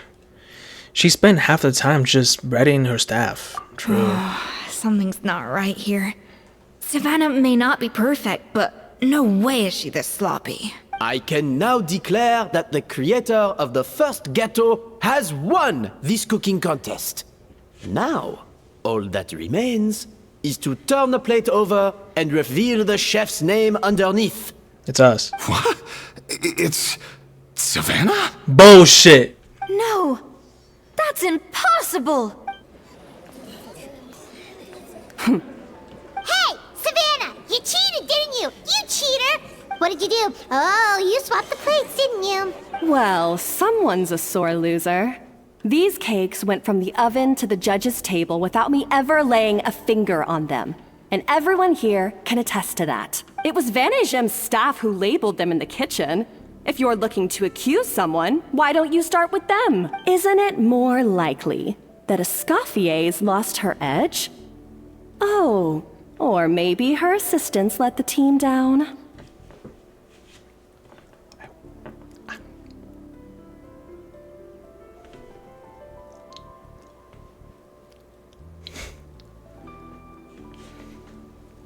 Relax, I didn't actually throw the... What do you mean? You mean this right here? You mean this right here? Wait.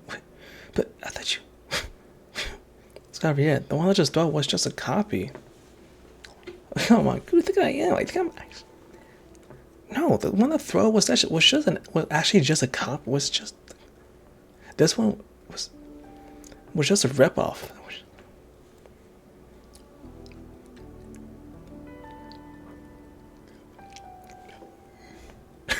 Hey, I saved your ass, didn't I? You take that back! Judges, we demand a rematch. That's enough! What's done is done. As head chef, or rather as team lead, I take responsibility for the dish I served. Whatever went wrong and however it happened, I should have spotted it. Savannah, I didn't think you'd stoop this low just to beat me in a bake-off. What happened to your chef's pride? I don't know what you're talking about. If you want the Codex de Boer that much, you can have it. Escoffier, no! But you must promise me that you'll apologize to Firma and compensate him for everything you put him through. It's a little late to be negotiating terms. The contest is over, and I won. That means you owe me the Codex, and I owe you nothing. Look, Savannah, you may have fooled everyone else, but can you really fool yourself? What I'm offering is to accept defeat without looking to expose what you've done. But only on the condition that you promise to stop putting so much pressure on your staff. Fine. I'll treat this as your final handover of duties from one head chef to the next. So, will that be all, ex-head chef? Or is there any other unfinished business you'd like to leave in my hands? I didn't mean that to be a scolding from your former boss. Just a word of advice from a fellow chef and a friend. But I don't know if you're even open to input from other people anymore. I know what I'm doing. I don't need your advice. All right, fine. I'm glad to hear it.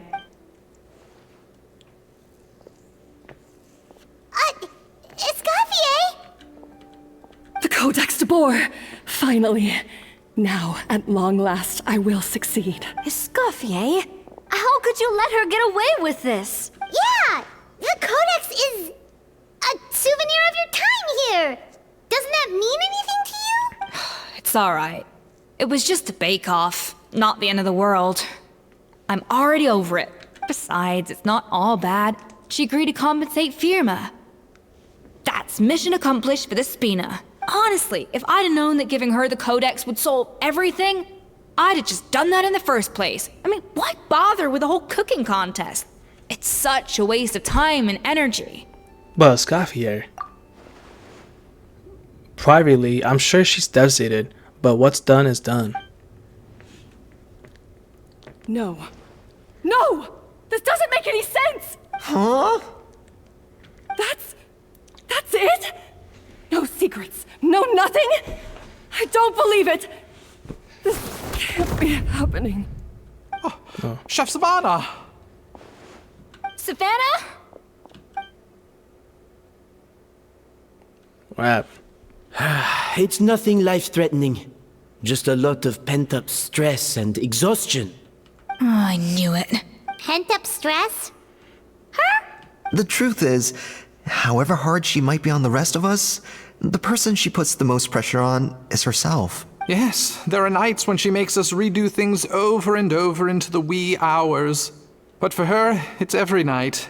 She'll hide herself away in the kitchen, working on new techniques and recipes, and only realize how long she's been at it when we come to work the following morning. But why? Why would she do that? Our best guess is she doesn't want to be seen as less of a chef than Escoffier. And there it is. Even so, that's no excuse for taking her anger out on the rest of you. Yeah, and it's definitely no excuse for cheating in the cooking contest. About that, we honestly have no idea how she did it.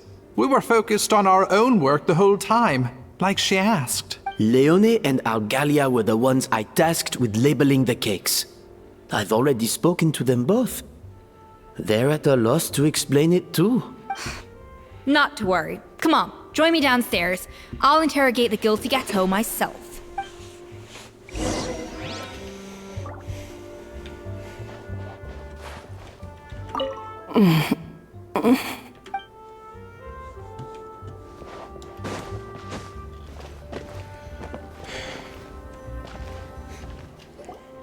Well, how is it? Have you figured out what it was? Oh, this is aggravated assault on my palate. I'd rather eat wet cement than this. Is it really that bad? I made sure the taste tested before it was served. relax. This isn't your cake. Savannah never switched the plates. The offending flavors are coming from in between the icing and the cake base, which means someone tampered with it while it was being made. Or in other words, we have a traitor in our midst. Bruh. I'm sorry. I was forced into it. It was Chef Savannah. She said if I didn't cooperate, she would... Calm down, Monica. I've already accepted defeat. And if I wanted retribution, I would have brought this up when the results were announced. Whatever's going on with you, just spill the beans. There's no need to hide it. I was the one who caused the food safety incident that one time. Food safety? Wait, you mean the Lumaline incident? So you procured the contaminated ingredients? I think so. Savannah and I were on procurement that day. I didn't check everything as well as I should have, and so I let contaminated ingredients make it into the kitchen. But I swear I didn't do it on purpose.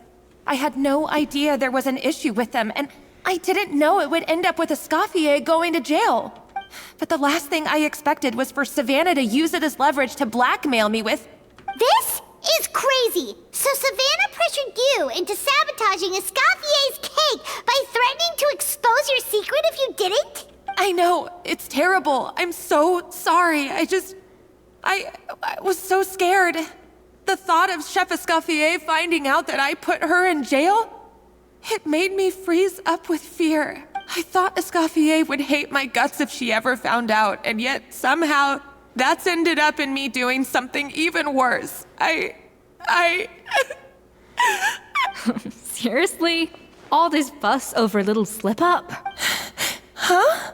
Firstly, it's not like I got a life sentence. I did my stint at the fortress, and now I'm out. And secondly, I had my own reasons for leaving the Hotel de Boer. This wasn't the only factor, so you don't need to feel ashamed or frightened or anything like that.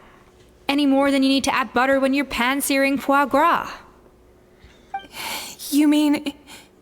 you forgive me? Oh, well, I'm not saying you don't have to take responsibility for your mistakes. You should tell Vanagem to mark down your performance for the past few months.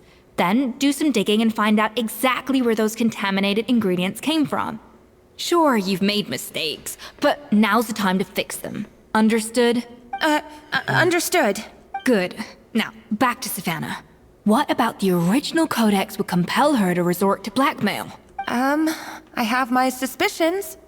Not that I've got any proof to back them up, though. Ugh. What happened to me? I've overheard some customers murmuring about how the Hotel de Boer hasn't been the same since Escoffier left. They think our menu doesn't taste like it used to, especially our signature items.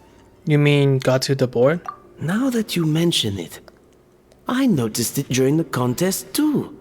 I couldn't put my finger on it, but the flavor seems subtly different from how it used to be.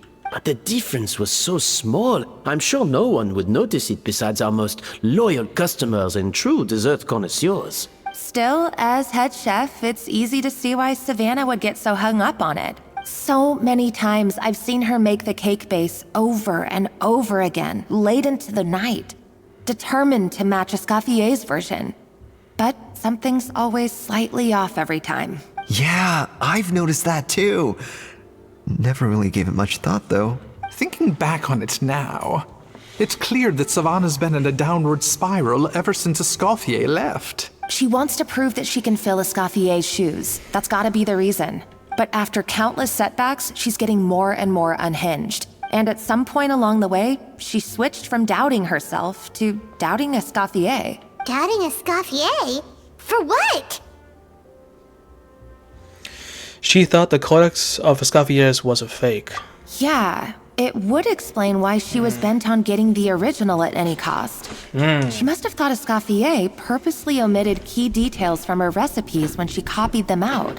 Oh, so that's why Savannah wants the original copy, because she thought that, okay.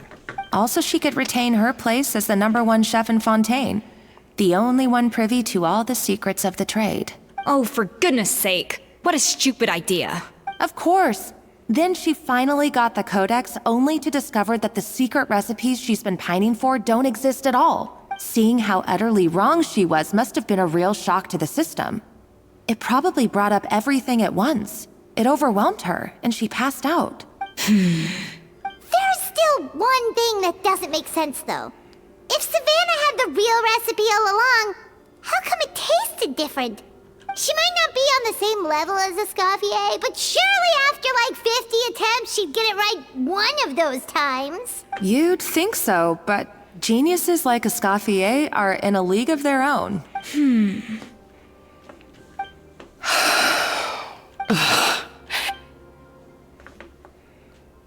She's keeping the truth as it is. New head chef, you say? What's her name? I don't think I've heard of her before. I wonder, can the Hotel de Boer keep its edge without Escoffier at the helm? This tastes different from last time. Is it undercooked or something?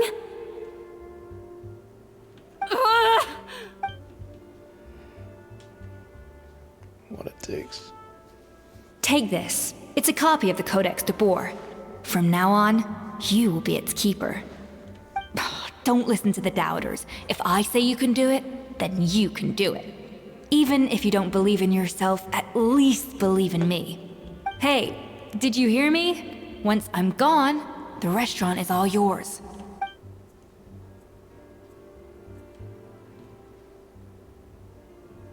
All this time, I've been blaming other people, but maybe I'm the problem.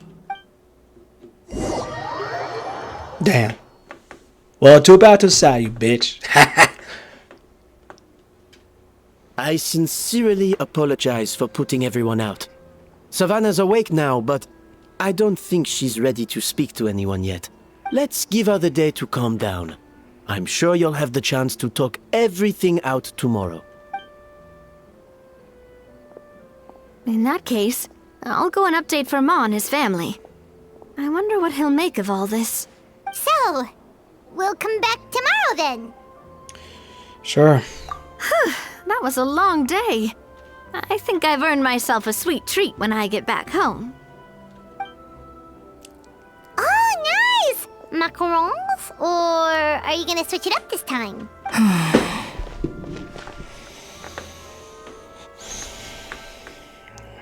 Alright, what is it?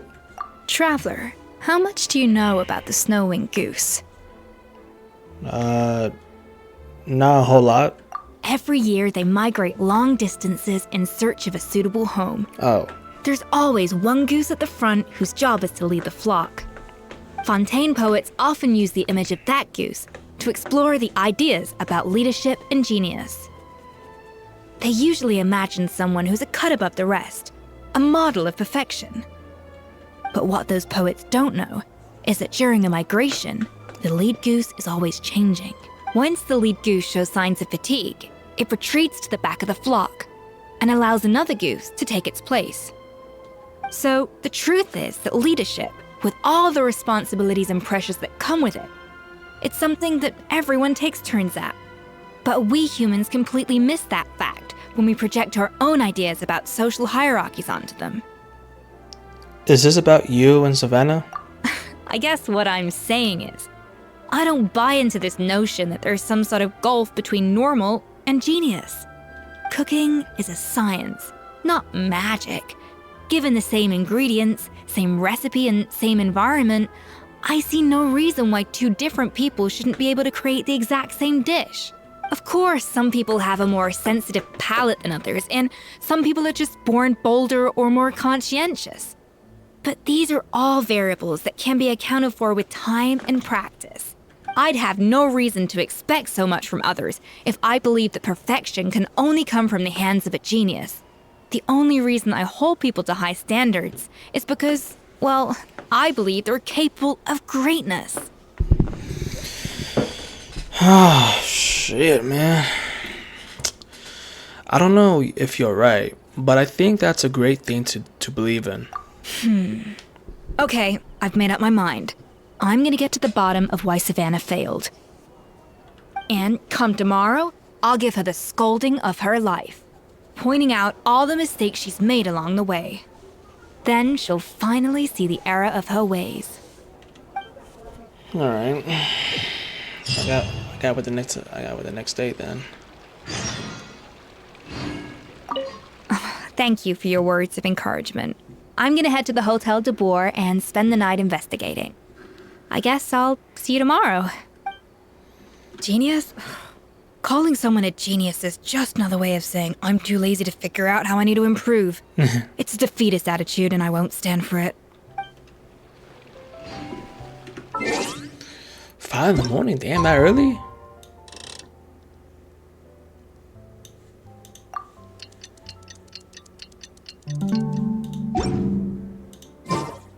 No, it's on the next day. Okay, never mind. The next day. 5:10.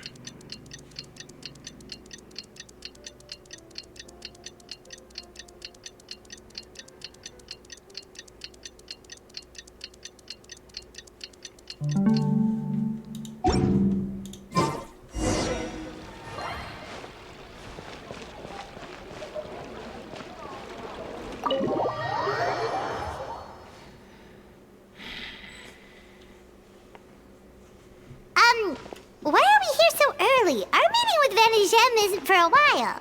I wanted to check on Escoffier. Check on her? Why? What happened? Oh. Oh no. Escoffier, are you alright? Oh, she baked a lot of cakes. I'm fine. Just need to get some more coffee in me. You really did pull an all-nighter then. Huh? What happened to my coffee?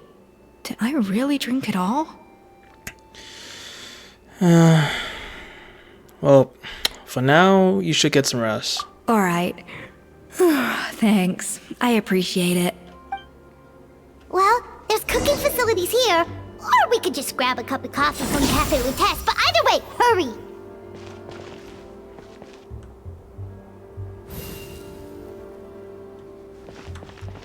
Wait, what?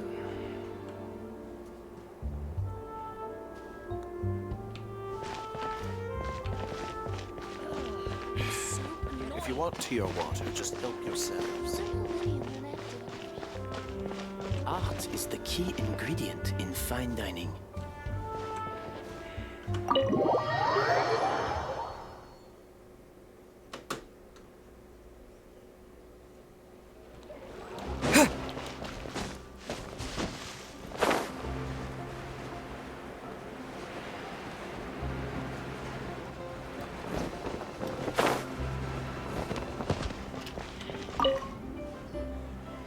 Hello, what can I get for you?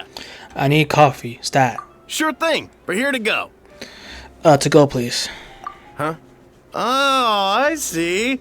First cup of the season. Yeah, I get it. Young people these days do love their little surprises. I'm not convinced we're not on the same page here, but I'm not here to chat. Let's... yeah. Okay.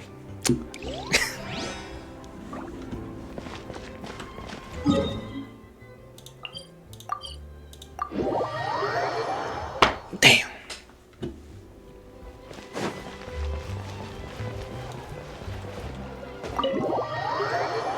Smell a stash of beans.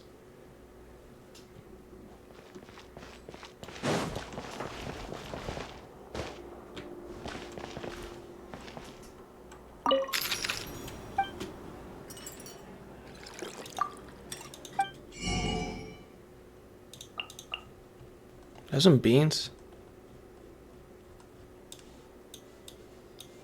No. Alright. Some beans. Beans from where? No. Beans from where? Submit a dish containing beans.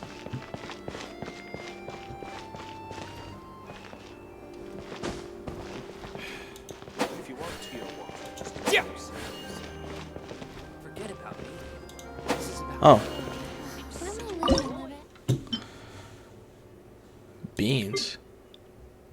stash of beans. Wait, what? Submit a dish containing coffee beans. Oh. Oh. It's coffee beans. Do we need coffee beans? That's rice. A dish from coffee beans?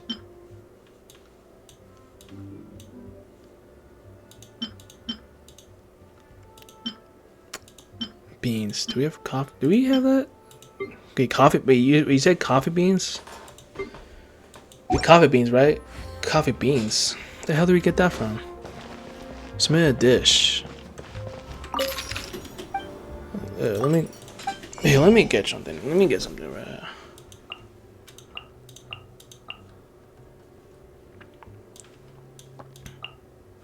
Coffee beans.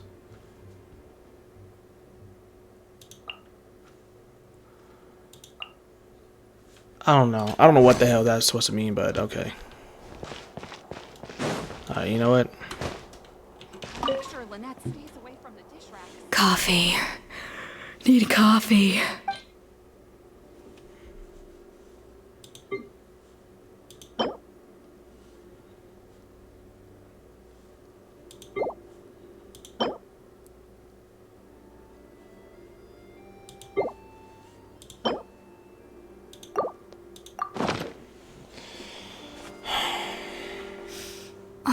I smell coffee.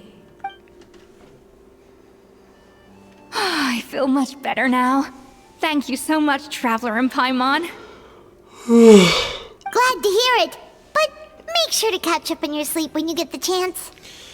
How's the investigation? I think I figured out where the problem lies. Honestly, it's ridiculous. I don't know whether to laugh or cry. Wait, what investigation? What are you guys talking about? I'll save it for when everyone else gets here. It's so stupidly small, I can't believe it's caused so much drama. And yet, look at this kitchen. Seems like you had your own share of failed experiments last night. Yes, except my failures were stepping stones to success. Escoffier! Have you seen Savannah? Huh? No, not since yesterday. Why? What? After seeing her home yesterday, we were all a little concerned about how she was doing. So, I dropped by her place early this morning to check on her, only to find an empty house with the doors wide open. Oh. I left Alphonse and the others to keep watch at her home, while I checked the Hotel de Bord. I'm worried something bad might have happened.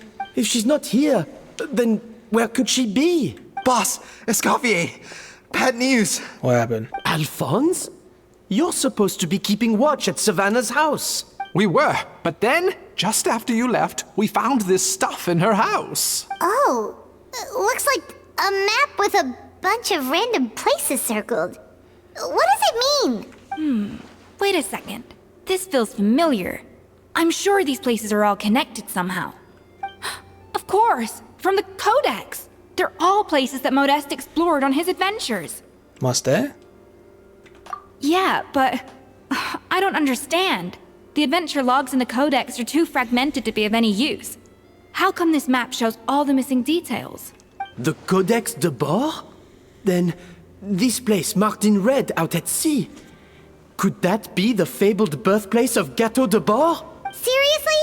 So now she set her sights on finding the original recipe and beating Escoffier that way? Geez, Savannah. Anything to overcome a Gâteau plateau, huh? Ugh, idiot! Does she have a death wish? Those ruins are thousands of years old. Hold on, there's more. Besides the map, we also found these letters. Oh shit. Here we go. Alright. A letter received several months ago. It was you.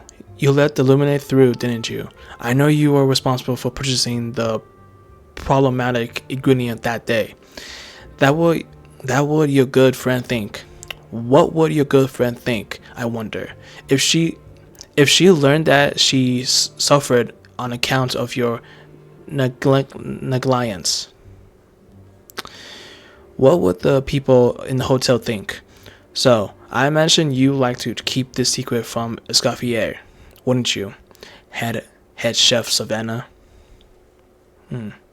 A letter received several.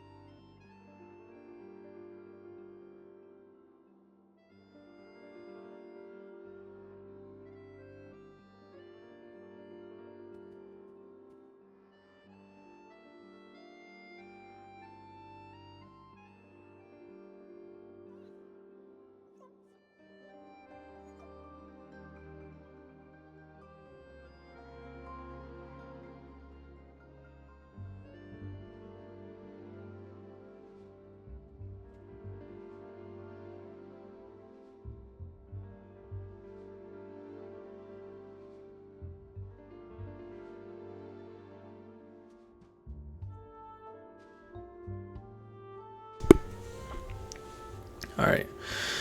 A letter received several weeks ago. Retrieve the real codex by any means necessary. That's where the real treasure can be found. And you give it away like a fool. Well then, you're not going to get it back. Whether in a bet or by force, it doesn't matter. Oh, I know. Don't you have that cooking showdown of yours?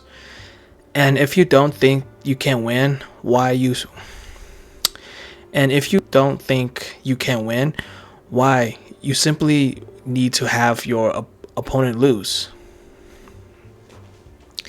I imagine that assistance of yours might come in handy in that regard. A letter received not long ago. What are you dawdling for? What are you dawdling for? She was the one who concealed the secret recipe in the first place. She was the one who concealed the secret recipe in the first place. Why else do you think you've never been able to recreate her work? She's afraid that you will outshine her. What do you imagine everyone says about you, both within and beyond the hotel walls? Ordinary, they call you. Untalented. A hack. A failure who will never surpass Escoffier. And you know whose fault is that? That's right. It's hers. She's no saint. Never has been. So why hesitate? Oh, damn. It was you. You let the Lumaline through, didn't you? It sounds like a threat letter. Does this mean that Savannah was responsible for the safety incident? And not Monica after all? Wait, so it's actually Savannah's fault? Retrieve the codex by any means necessary. So the cooking contest and the cheating. Someone else was behind her pulling the strings?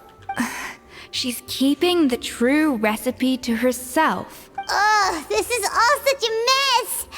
Paimon needs a second to process this. First, we thought that Savannah forced Monica to cheat in the cooking contest. But now, it turns out that someone else forced Savannah to force Monica to cheat? So Savannah blackmailed Monica. Or is it the other way around? You're finally here. Of course. I should have put two and two together as soon as I read your threat letter. The food safety incident. The demand for a cooking contest. The instruction to blackmail Monica. Even the suggestion that Escoffier was keeping secrets from me. It was all part of your grand plan. What? Wasn't it, Monica? Bitch! Man, what the fuck, man?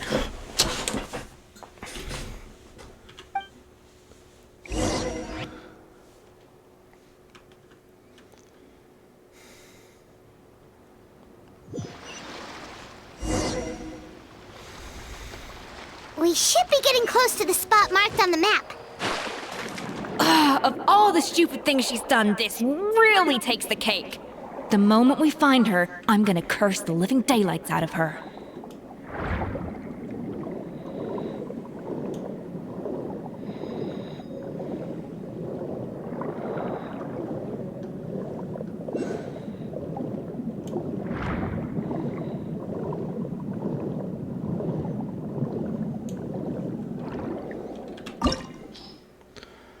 Oh, she's a... Oh, wow. Nah, we're good. Let's go.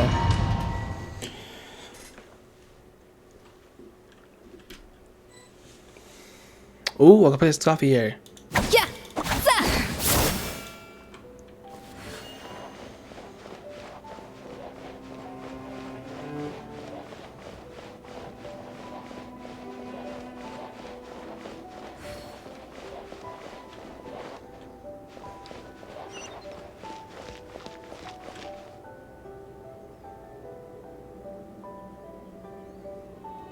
Whatever, man.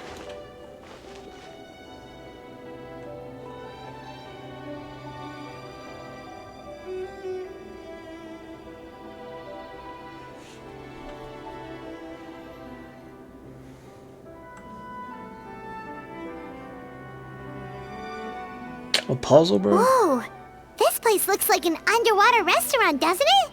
Suddenly, the idea of an adventure chef finding secret ingredients makes a whole lot more sense.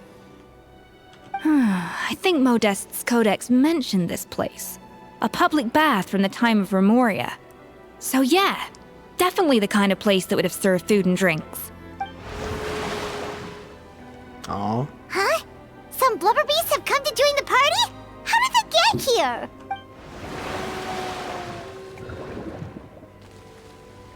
Aw, they ran off!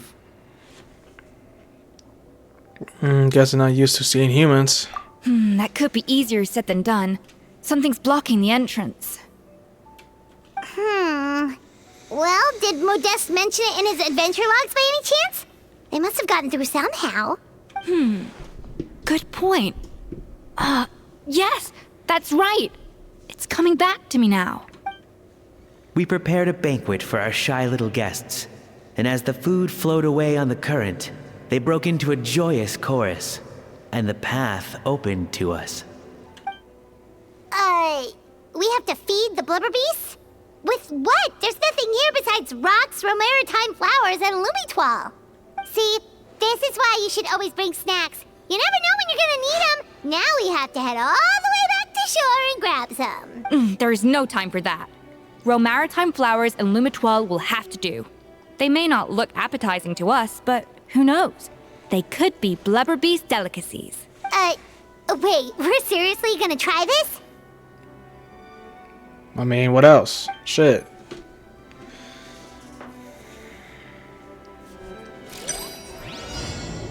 Oh, we have to. Oh, we have to cook these motherfuckers. Oh. Oh wait, no, we don't need that. We don't need that. A little amuse bouche.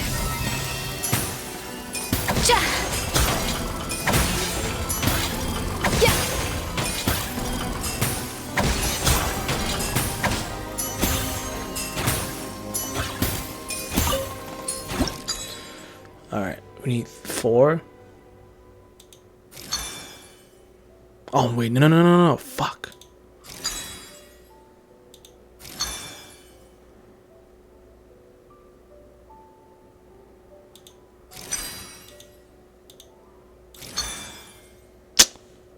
Damn it, nigga.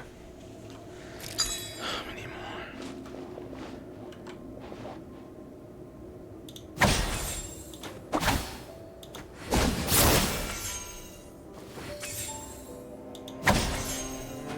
We need less one. We need one, nigga. Bitch. All right. 2. Boom.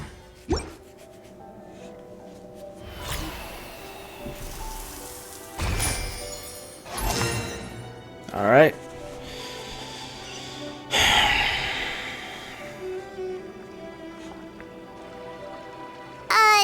Blubber beasts or not, are we sure this stuff is edible? Trust me, they'll love it.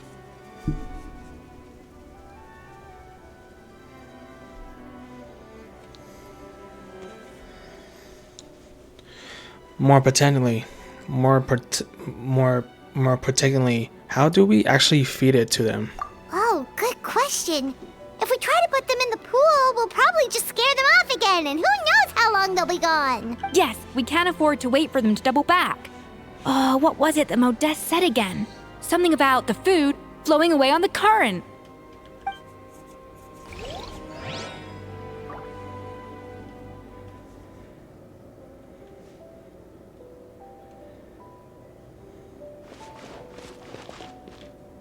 Do we have to switch these?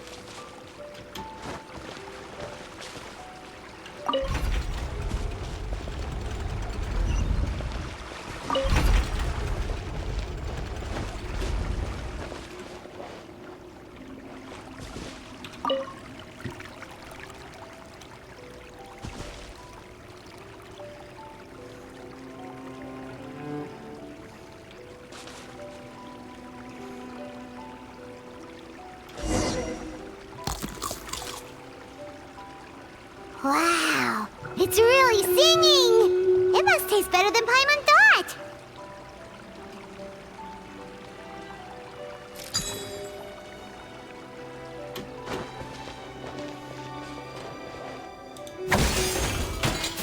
defrosting! The track's turned back again. So annoying.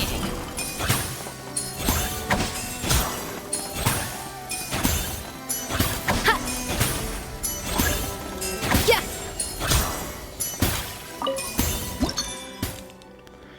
1, 2, 3, 4, 5, 6. Oh, okay, never mind.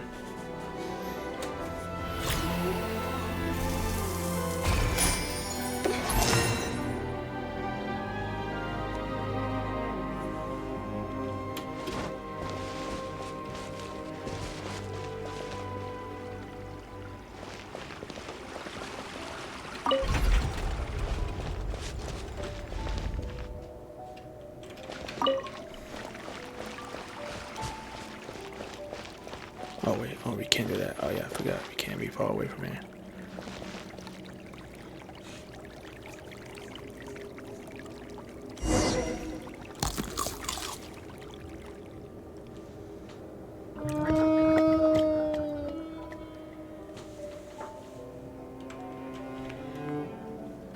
Hey, it's open! Ooh, trash. Treasure. Oh, shit. Oh yeah, I forgot. Oh yeah, I forgot. This is not. Oh yeah, I forgot. This is not Zanless or Starra. Like I actually had to pick it up. I actually had to pick them up. Forgot about that. I actually had to pick them up.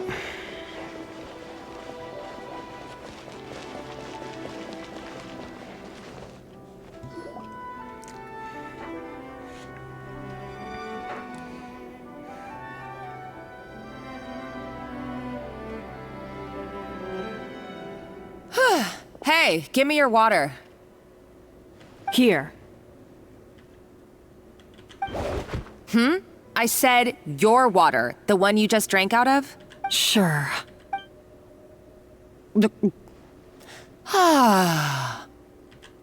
All those years slaving away under Escoffier, and then you. Today, it's finally paying off. Not only have I found the ruin that Savelli kept hidden, but I also get to boss you around like my little lapdog. Hey, go scout ahead for me. If we need to do any more blast tunneling, I want to know where to lay the explosives. Did you not hear me? Get going. Why don't you do it yourself? Oh, when did you learn to fight back? You're always so compliant when I give you instructions by letter. That's because you threatened to expose me for the Lumiline incident. I swear, if I'd known what you were planning, I'd never have...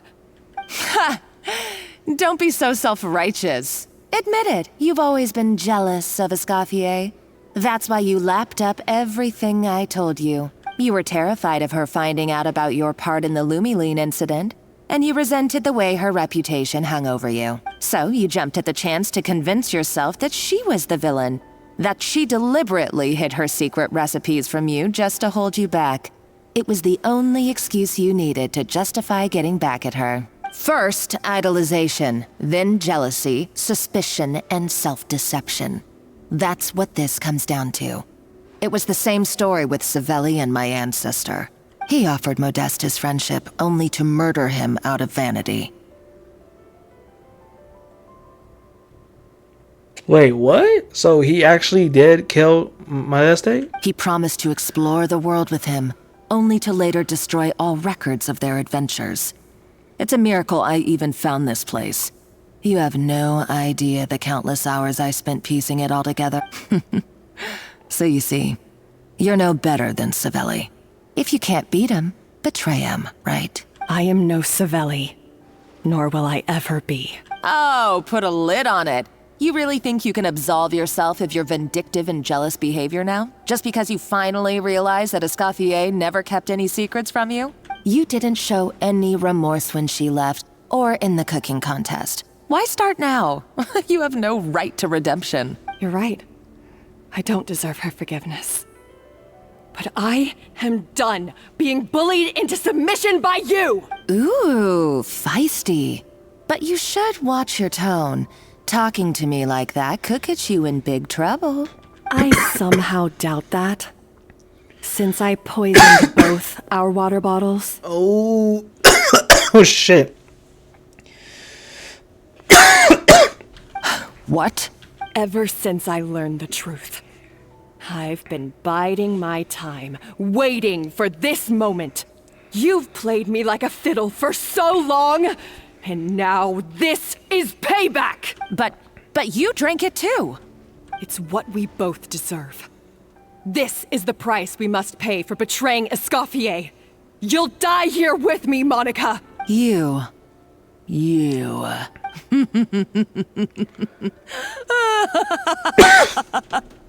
The fuck you laughing for? What's so funny? Oh, you're too much. I thought I'd play along for a bit just to amuse myself. You gave a very rousing performance. I saw your dumb plan a mile off. There's no poison in these bottles, just clean, fresh water. No. Revenge is a dish best served cold, you know? Did you really think your half-baked plot would fool me? You're a lousy chef, and you make a lousy villain, too. A complete waste of space. No wonder you never amounted to anything. Everything I ever did was a failure. And now, I failed again, for the last time. Hey, why don't you try your hand at being a comedian in your next life? You got a good laugh out of me. But now the show's over. You should have just done like I asked, Savannah. All I wanted you to do was scout the ruins for me. But you had your chance, and now it's time to say goodbye. Stop right there! Let her go, Monica! We've got you surrounded! Escoffier? Ugh, looks like I'll have to keep you around for a little longer. You can't! Stay back if you want her alive! Escoffier and the Traveler. I can't take you both on in combat, but if you so much as flinch, I can end Savannah's life in a heartbeat. Monica, what are you hoping to achieve by this? You're about to commit murder, and for what? A recipe? A recipe? You chefs are all blinded by your myopic focus on kitchen affairs. Well, some of us actually have bigger fish to fry. Modeste had a secret. The truth behind his so-called genius, the je ne sais quoi factor in his Gâteau de Bourg, and it's right here in these ruins. Are you serious? You're here because of a Gâteau de Bourg obsession? You've gone completely mad. I couldn't care less about the cake itself. No, the real treasure is the secret ingredient that Modeste sourced from these ruins. He and Savelli were fools. A priceless treasure of Remoria in the palms of their hands, and they thought, ooh, this would go great in our cake mix. We're talking about a powerful stimulant that also sharpens the senses. That's no cooking ingredient. It's a groundbreaking drug. That's right, I've done my research. It was a drug that Remoria developed for their war machine. I could make a killing by selling it to the treasure hoarders or the Fatui. Will you listen to yourself? You're completely delusional. My eyes are wide open. Just wait till I get my hands on this treasure. You'll see what a fool you've been.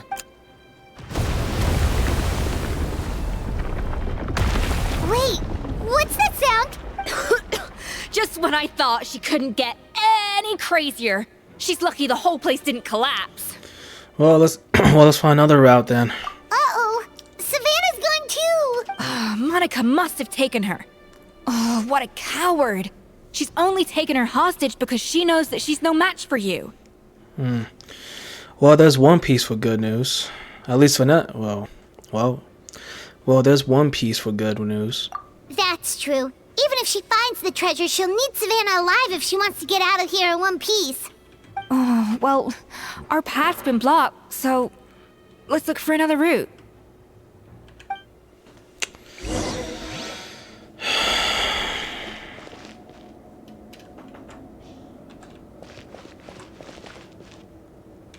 A little amuse-bouche!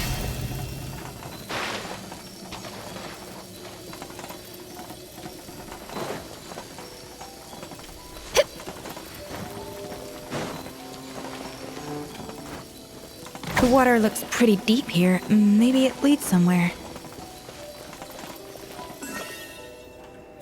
An inspired melange!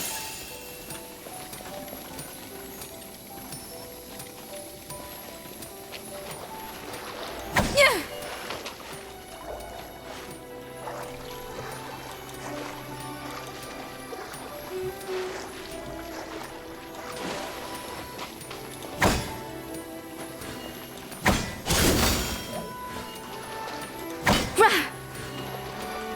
A dash of frosting!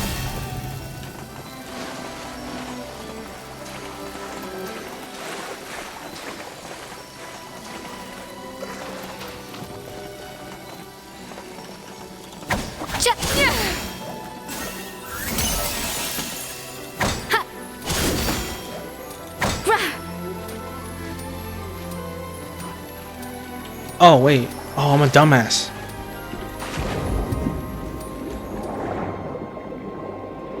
Oh yeah, I'm a dumbass. Oh yeah, I forgot I'm a dumbass. I go on the Wanderer.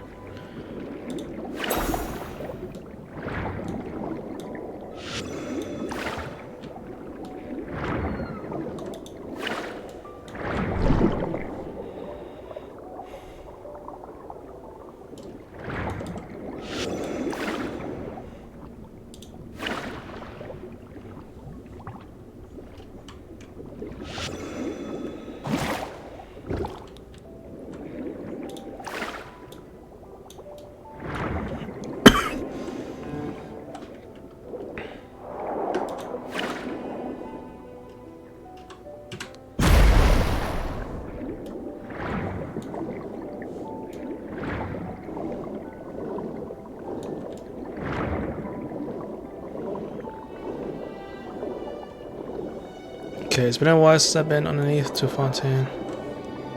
Oh shit, wow.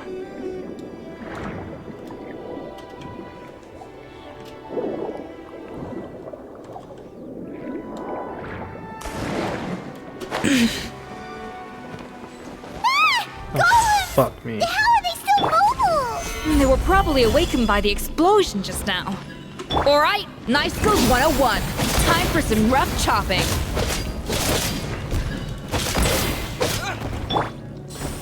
Into the wind.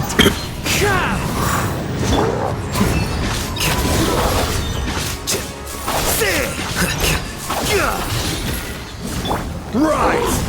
I will have order. Wait, is she good?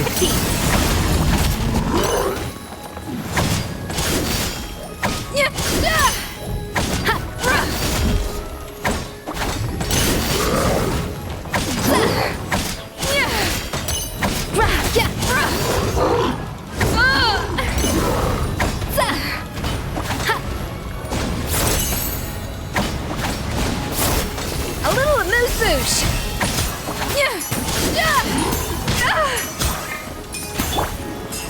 Stabilize.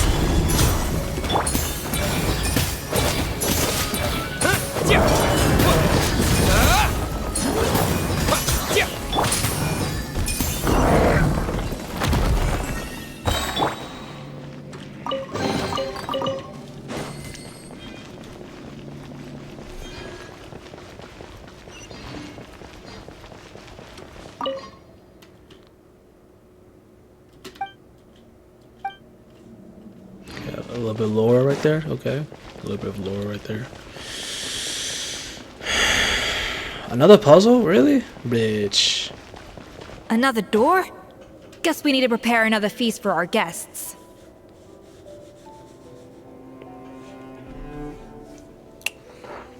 Another... Man, I'm really tired of this shit, man. For real. I need two. Two, please. Two. Motherfucker. Alright.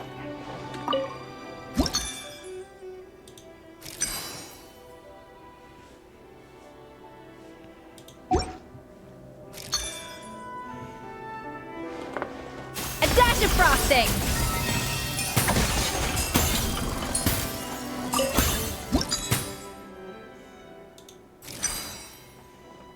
25.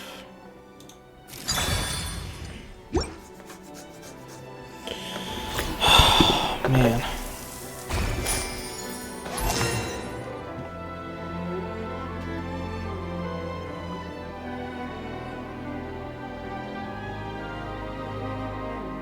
Yeah, I know, dumbass. Yeah, I know, you bitch.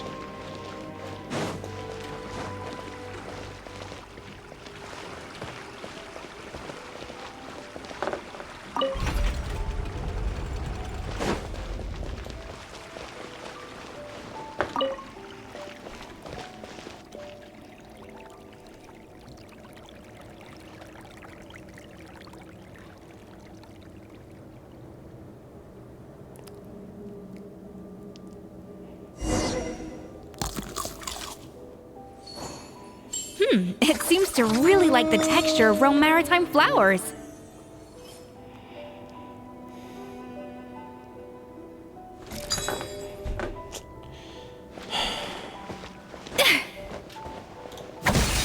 A little amuse-bouche.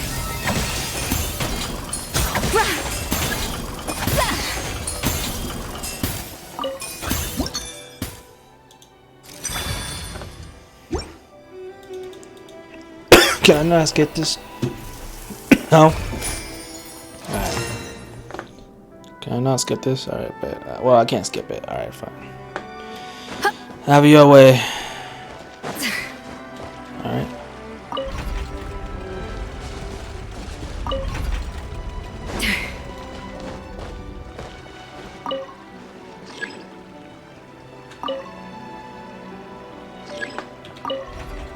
Nigga.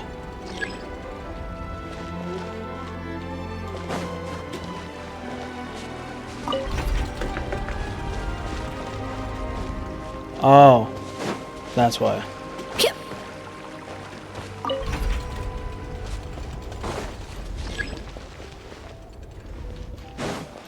Bruh.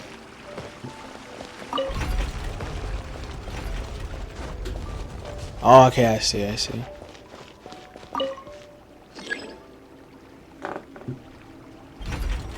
Are you serious right now? Homie.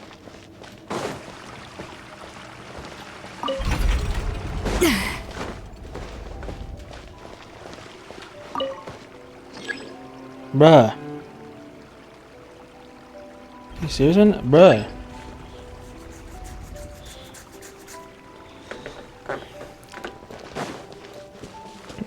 Bro, I'm trying to connect.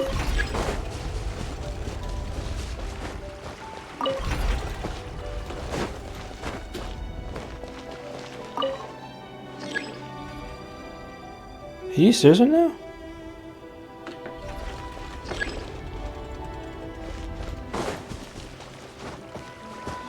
But what am I doing wrong?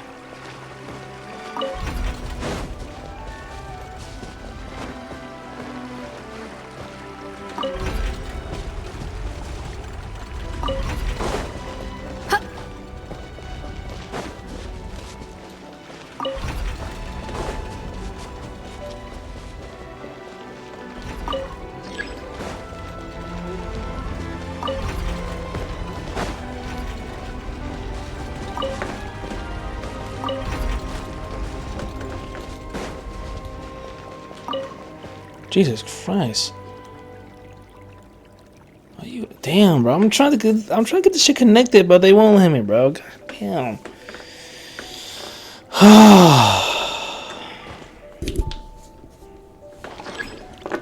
There, are you fucking serious?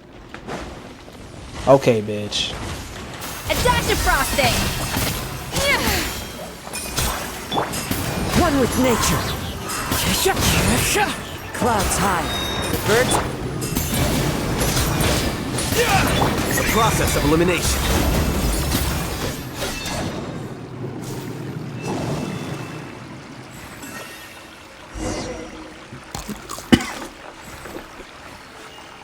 I never knew you could process Lumitwol like that. Alright, I've got to jot this down. Lumitwols and maritime flowers. This could open the door to a whole new world. Yep, that's literally the plan. Wait, hold on. Which door are you talking about?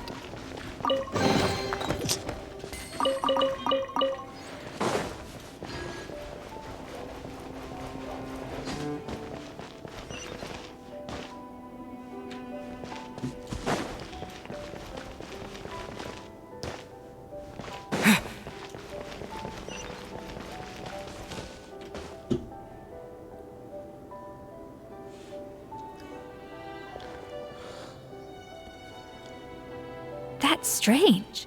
These don't look Romorian to me. More like last century Fontaine.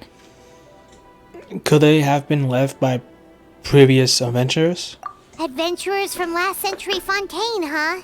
Oh, Modeste and Savelli, do you think they camped here? By the looks of it, this was a one-person camp. They adventured together, but maybe one of them came back alone at a later date. They may have left a journal or something. They may have left a journal or something. Huh, you really think so? Trust our adventurers' instincts. We're pros at this stuff, just like you're a pro in the kitchen. Well, I am a pro, at least. Okay, well, the Traveler has more adventuring experience overall, but Paimon's definitely a pro rummager from all those treasure chests. And bingo, found it. Darn it! Paimon was just about to show off her rummaging skills. Huh, no kidding. Are all adventurers so obsessed with journaling? I mean, I guess I take a lot of notes when I'm cooking as well, but I thought that was just me. Anyway, let's find out who was here. It's been years since I've last visited these ruins. It's exactly the way I remember it. This place probably hasn't changed in millennia. Sadly, up above, on dry land, everything has changed. The treasure of Remoria. That's what we used to call it. Modeste was right about its potential. It turned Gâteau de Bourg into a national sensation. Our limited stock of the substance meant that the gâteau could only be produced on a small scale. But this only drove up the popularity all the more. Modeste was right about that too. He predicted all of it.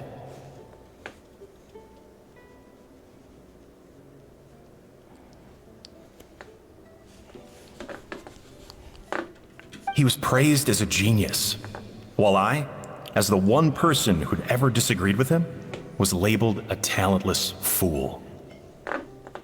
Modeste tried his best to console me, but I knew better than anyone just how great the gulf was between us. Our conversations grew scarce, and we saw less and less of each other. I didn't fight it. He had new friends and a career of his own. Why invite further disdain by inserting myself where I did not belong? I told myself that maybe one day, when I finally created a masterpiece of my own, I'd be able to face him without shame. Or maybe one day, when I've put these feelings of self-loathing behind me, I'd be able to ask him with a smile on my face, how about we go on one more adventure, for old time's sake? Unfortunately, that day will never come. Damn. So it was Savelli. From the sounds of it, he came back after Modeste had already died. I always thought it was just a legend. But if it's true, then this must be the place where they found their secret ingredient. The birthplace of Gâteau de Bourg. In that case, what does that say about the death of Modeste? If it's all true, maybe Savelli really did have something to do with it. Well, let's keep reading. The taste of Gâteau de Bourg has changed. Modeste was convinced of this, even though everyone swore they couldn't tell. Being the perfectionist that he was, he refused to accept even the slightest flaw in his work.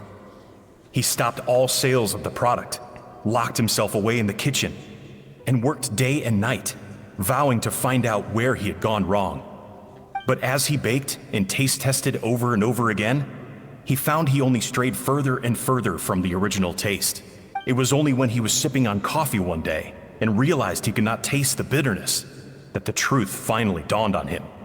What had changed was not the gâteau, but his sense of taste. The treasure of Remoria stimulates the senses, taste included, and invigorates the spirit. In the short term, it offers people the ultimate gourmet experience, but in the long term, it dulls their senses entirely. In hindsight, it made perfect sense. After all, why would a culture that sought liberation from the constraints of their bodies care for the loss of their senses? but we realized it too late. We were just too late. Over the course of his many culinary experiments, Modeste exhausted the remaining supply of the treasure of Remoria. He consumed it all himself. The finest culinary talent of his generation now faced a future in which he would never be able to taste anything ever again. Finally, in despair, he took his own life. Oh, so he killed himself. And because we had become estranged, I could not be there to stop him, to offer some words of comfort, or even to say goodbye. Yet despite everything, he sent me his final letter. The treasure of Remoria? Guess Monica was really onto something. It really was a kind of drug. So, Modeste chose to end his own life. Then, why all the rumors that Savelli murdered him? Also, neither the Codex nor any other contemporary records make any mention of the treasure of Remoria. It's almost as if someone deliberately erased it from history. Modeste told me everything in his final letter. His was a tale of how even a genius could fail, and how much more devastating it is when it happens. Did he hope I would gain some personal catharsis from knowing the truth? Or maybe he wished for me to warn the public about the dangers of Gateau de Bourg, proving that I had been right all along. But if the public ever learned how Modeste's greatest triumph became his undoing, his fall from grace would be swift and merciless. 1 minute a genius, the next a joke. It would surely spell the end for his restaurant too. What would be his legacy then? How would future generations view everything we built together? I fear the scorn I have faced these last years would pale in comparison to the scorn shown to him by the history books. I cannot let that come to pass. I will do what I must to protect his name. It will mean tampering with his notes to remove the damning details, leaving mere fragments of our story behind. It may lead his family to suspect me of having a hand in his demise. But if that's the price of destroying all evidence of my crimes, then so be it.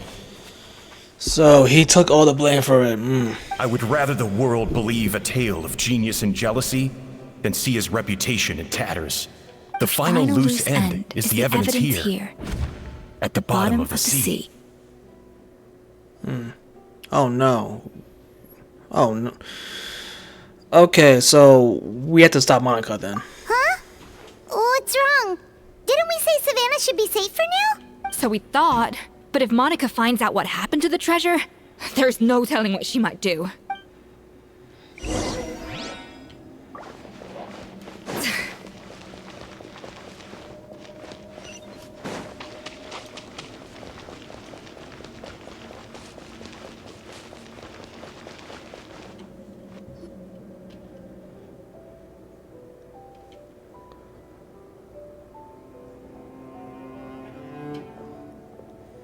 The treasure of Remoria. I have found you at last. Savelli, you tried your best to bury the truth, but you underestimated the children of Modeste. Some fragments of his diary escaped your clutches, and we have held on to them for generations. But I have to thank you too, Savannah. Without your help retrieving the Codex, and with it the last piece of the puzzle, I may never have found this place. But now, finally, the secret to Remoria's military might is within my grasp. The treasure of Remoria is mine! Oh, it's empty. It's empty? Monica? Oh, we were seconds too late. Escoffier? What's the deal with that jar? Savelli's final act! He wanted to conceal the secret of the treasure forevermore and make sure it would never harm anyone again. So he came here after his friend's death and destroyed every last shred that remained. This can't be happening. All the years I spent piecing together the truth, all my painstaking planning, all that for an empty jar? Monica, don't do anything stupid. This ruin is more dangerous than you realize. Oh, shut your pie hole! Oh. Praise be to Lord Remus. You barbarian shall be slain. She's a nutcase! A liability to herself and everyone else. Well, now it's up to us to clean up the mess she's made. Take these golems out!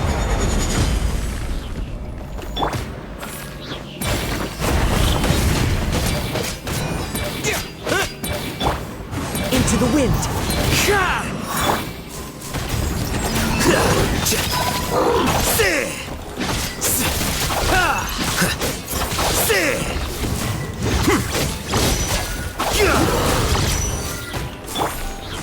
Solidify!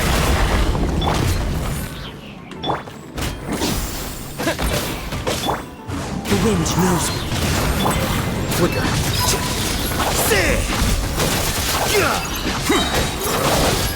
This is order. Stabilize. Defract.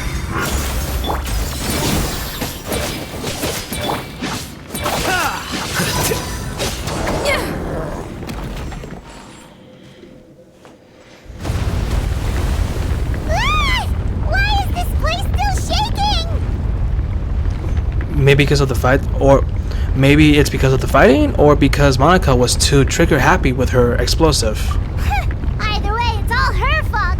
Yep. Enough chit chat. Let's get out of here, Traveler Escoffier. Come on. Okay, I'm coming. Oh, no, you don't. If I can't get what I want, neither will any of you. I've got nothing to show for my life's work so far. But if I can take another so-called genius down with me in my final moment, then it was all worth it. You're a psycho! Oh, damn. Savannah? When did you wake up? I may be a lousy chef, but it looks like I'm not a complete waste of space. Hey, we need to go. Traveler? Okay, let's go! Wait, so I was gonna leave her? Like that? Alright.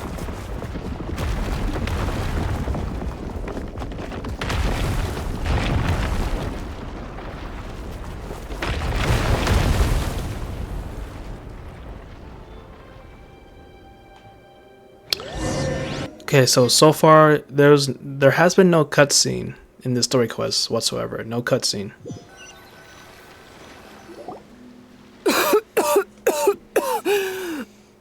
Escoffier!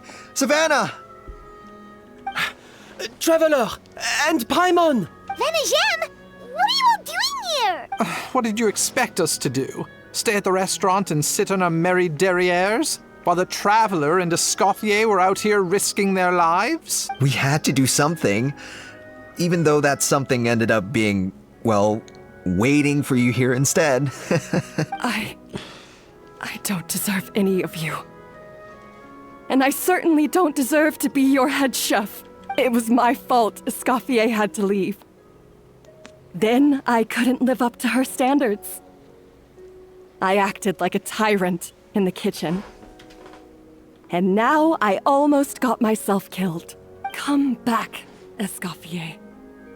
Come and be our head chef again. I'll never be able to replace you.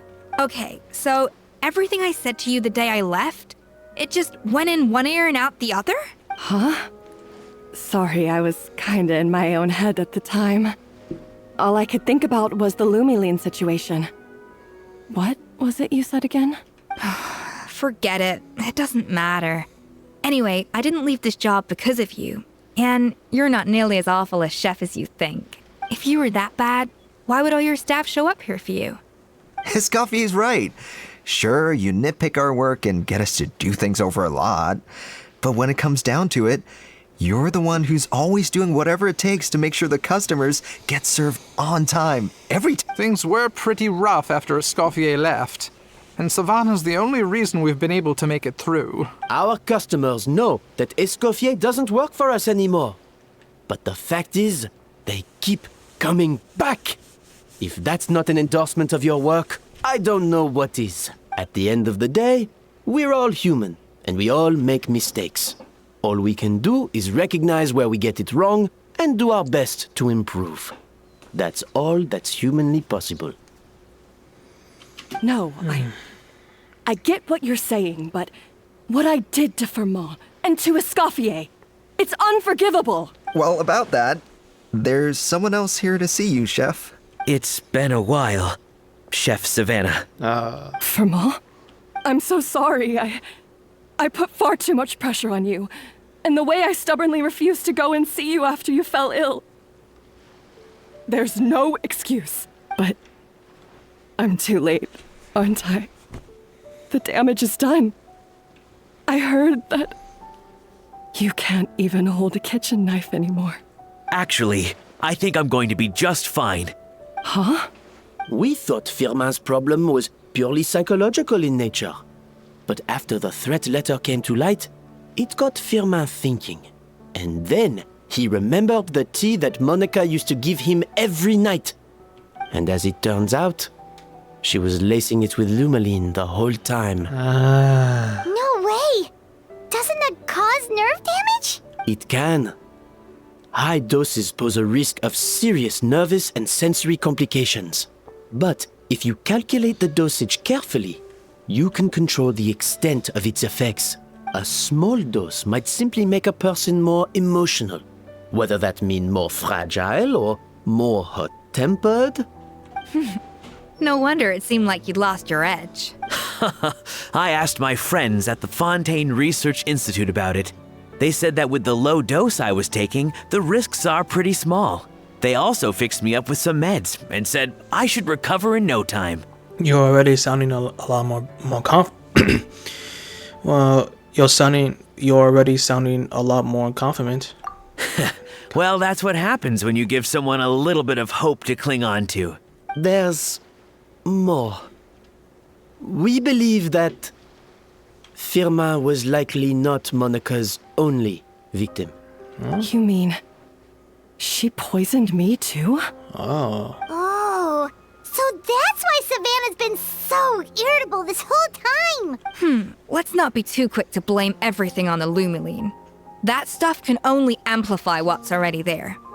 So tasty food will seem like the most delicious thing in the world, while food you don't particularly care for will become utterly revolting. So you better make sure you reflect on your behavior and apologize to every single person you've wronged. I will. I'm sorry. There's still one question that's really bugging me. Why is it that no matter what I do, my Gâteau de Bourg never tastes the same as yours? Is it just... is it because you're a genius and I'm not? It's because the heating element in your oven is broken, you silly goose. What? Huh? Is that it? I felt like something was off during the cooking contest. Once I got around to checking all the equipment, I noticed it right away. There was a half-degree discrepancy between the temperature setting and the actual temperature. All the ovens in the whole kitchen had the same problem, which confused me at the time, but by this point, it's pretty obvious that Monica must have tampered with them. I would have figured it out the day of the bake-off, since the issue affected both our teams. But of course, Monica sabotaged mine so that could never happen. No. I spent so long trying to find out where I was going wrong, and then you pinpoint the problem in just one night? So all this time, it was because of the temperature of a fucking oven. Wow.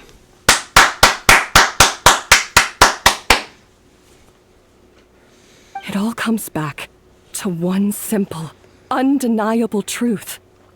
You're a genius. And I'm just plain old Savannah. Oh, cut it out! Stop the woe is me act for a second and just think. I came up with this recipe. You don't think that might have something to do with it? Do you know how long I spent perfecting my Gâteau de Bourg? 3 years! 3 whole years! I know this dish inside out, back to front and upside down. And you've been head chef now for what, 6 months? If that? A couple hundred failed attempts, and you're gonna throw in the kitchen towel? and declare you'll never be successful because you're not a genius. You clearly have no idea how many kitchen failures I've had under my belt, or just how long it took me to finally get my recipe to a level I was satisfied with. Genius or not, everyone makes mistakes. Modeste did, Savelli did, everyone does. You're only a lousy chef if you don't face up to your mistakes, learn from them, and then keep chipping away until you crack the problem once and for all. Surely you haven't forgotten all that. You were no lousy chef back when I handed you the reins. I haven't forgotten. And I'll make sure I never do. That's our head chef. Haha! Sounds like we won't need another changing of the guard in the Hotel de Bord kitchen anytime soon. Huzzah! What a perfect ending to a crazy journey. So you got your mojo back now? Yeah. Thanks to you, Escoffier. In fact, no. Thanks to all of you. So are we just going to ignore that Monica died? Aw, friends again. So nice to see them finally settle their beef. Yeah, it's nice. Maybe not all their beef. Good. So now that's out of the way. It's time for payback. Oh. You cheated in our last bake-off, and I demand a rematch right now. But that was mostly Monica's fault, wasn't it? Right. And also, does it have to be right now? Savannah's only just got her mojo back, and you barely escaped from a death trap. No excuses. This is a cooking contest between two top chefs, and nothing will stand in its way. So grab your spatula and get ready, because this rematch is happening today. Right now, Bruh. this instant. Hey, so, this whole time you were salty about losing? Bruh. Okay, so there's a cutscene. Second cooking contest commences now! Okay, so there's a cutscene. This time, no more games, and no holding back.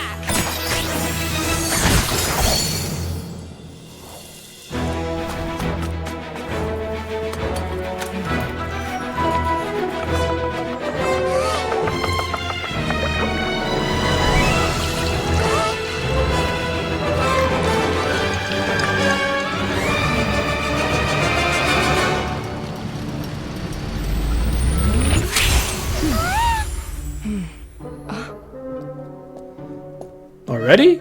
Damn.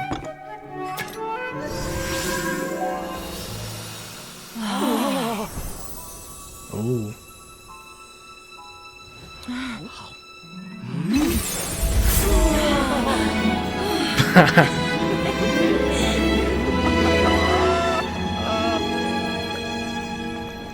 Oh.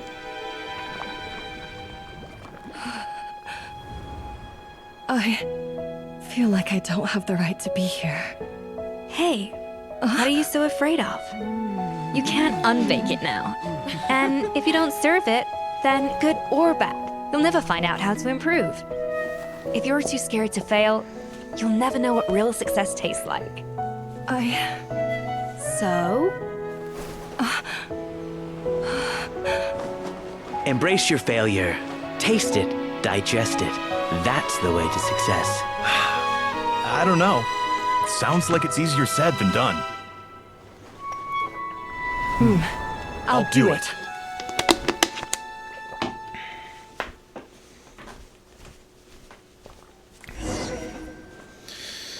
There's still more. God damn. It's hot in here, bruh. Shit. The results are in!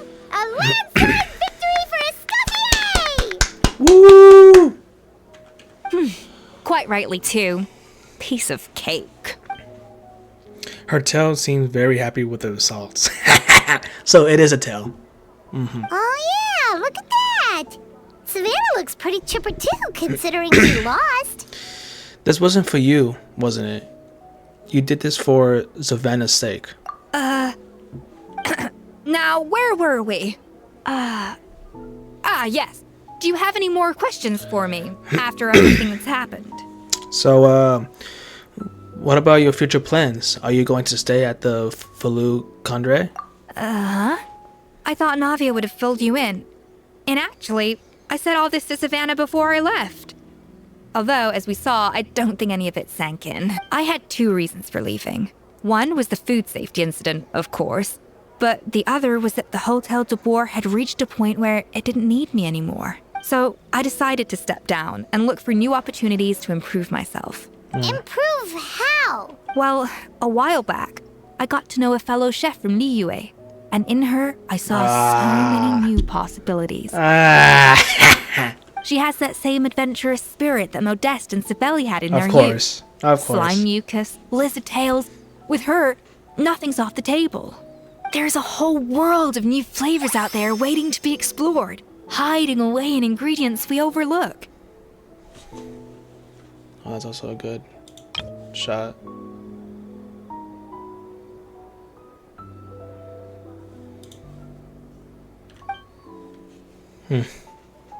Case in point, remember those Romaritime flowers down in the ruins? I used them in the cooking contest just now. Did you taste the difference? What?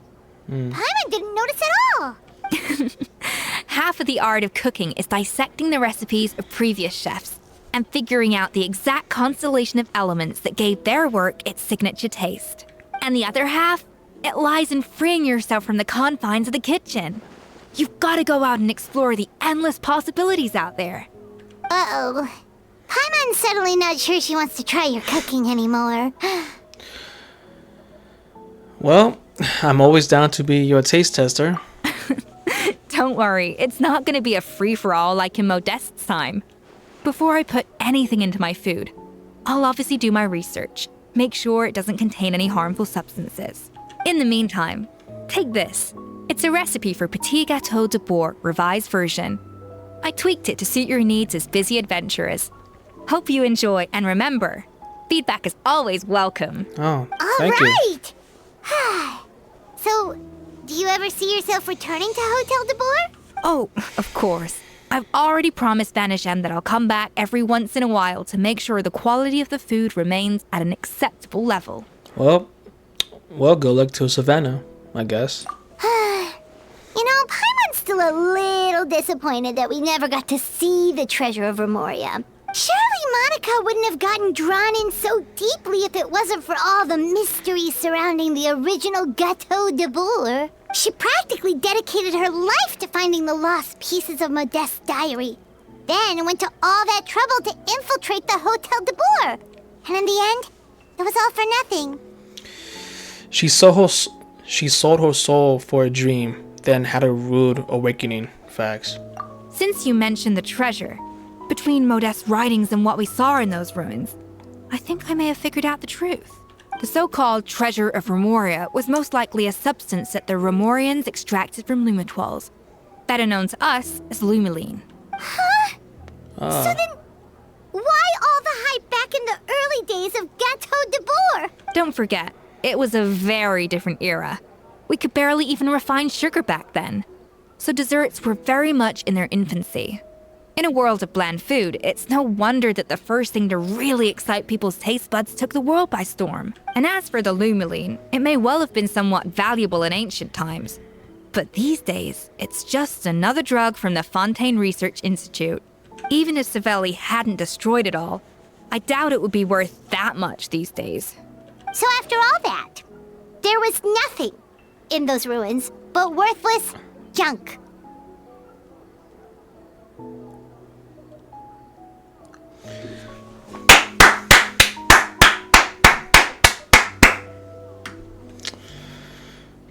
Strange to say it, but Paimon almost feels sorry for Monica. She sacrificed it all only to get nothing in return. Yes, Paimon. Poor Monica. Man, bitch, she could suck my dick. Alright, anyways, she got exactly what... she got exactly what she deserved. Hey! Oh, Navia, what's up? Huh? Navia? You just got back from that underwater ruin, right? Well, check it out. They ran a special issue. Did you see anything like this down there? Freshly unearthed from the ruins of Remoria. A magnificent jar thought to be over 1,000 years old. Experts say it has immense artistic and historical value. It could be worth an absolute fortune. Wait! Isn't that the jar they used to hold the treasure? If only it was still in one piece. Oh. Some butterfingers must have dropped it or something. Ugh, it's such a shame. It wasn't me. Oh, okay. Wow. Wow. Wow, okay. Wow, that was a good story. That was a good story. So now I just have to wait until this event comes out this Friday, actually.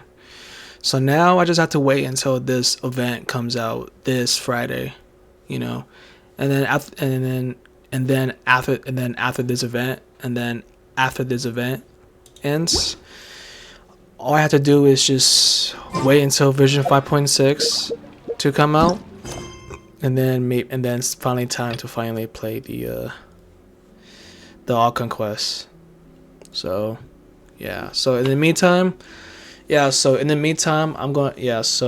for now, in the meantime, you guys are going to see more Star Rail videos. I don't know if I mentioned it earlier, but I did say that I was going to because I don't know if I mentioned earlier, but I did say that I was going to catch up on Star Rail because I am way behind of Star Rail right now.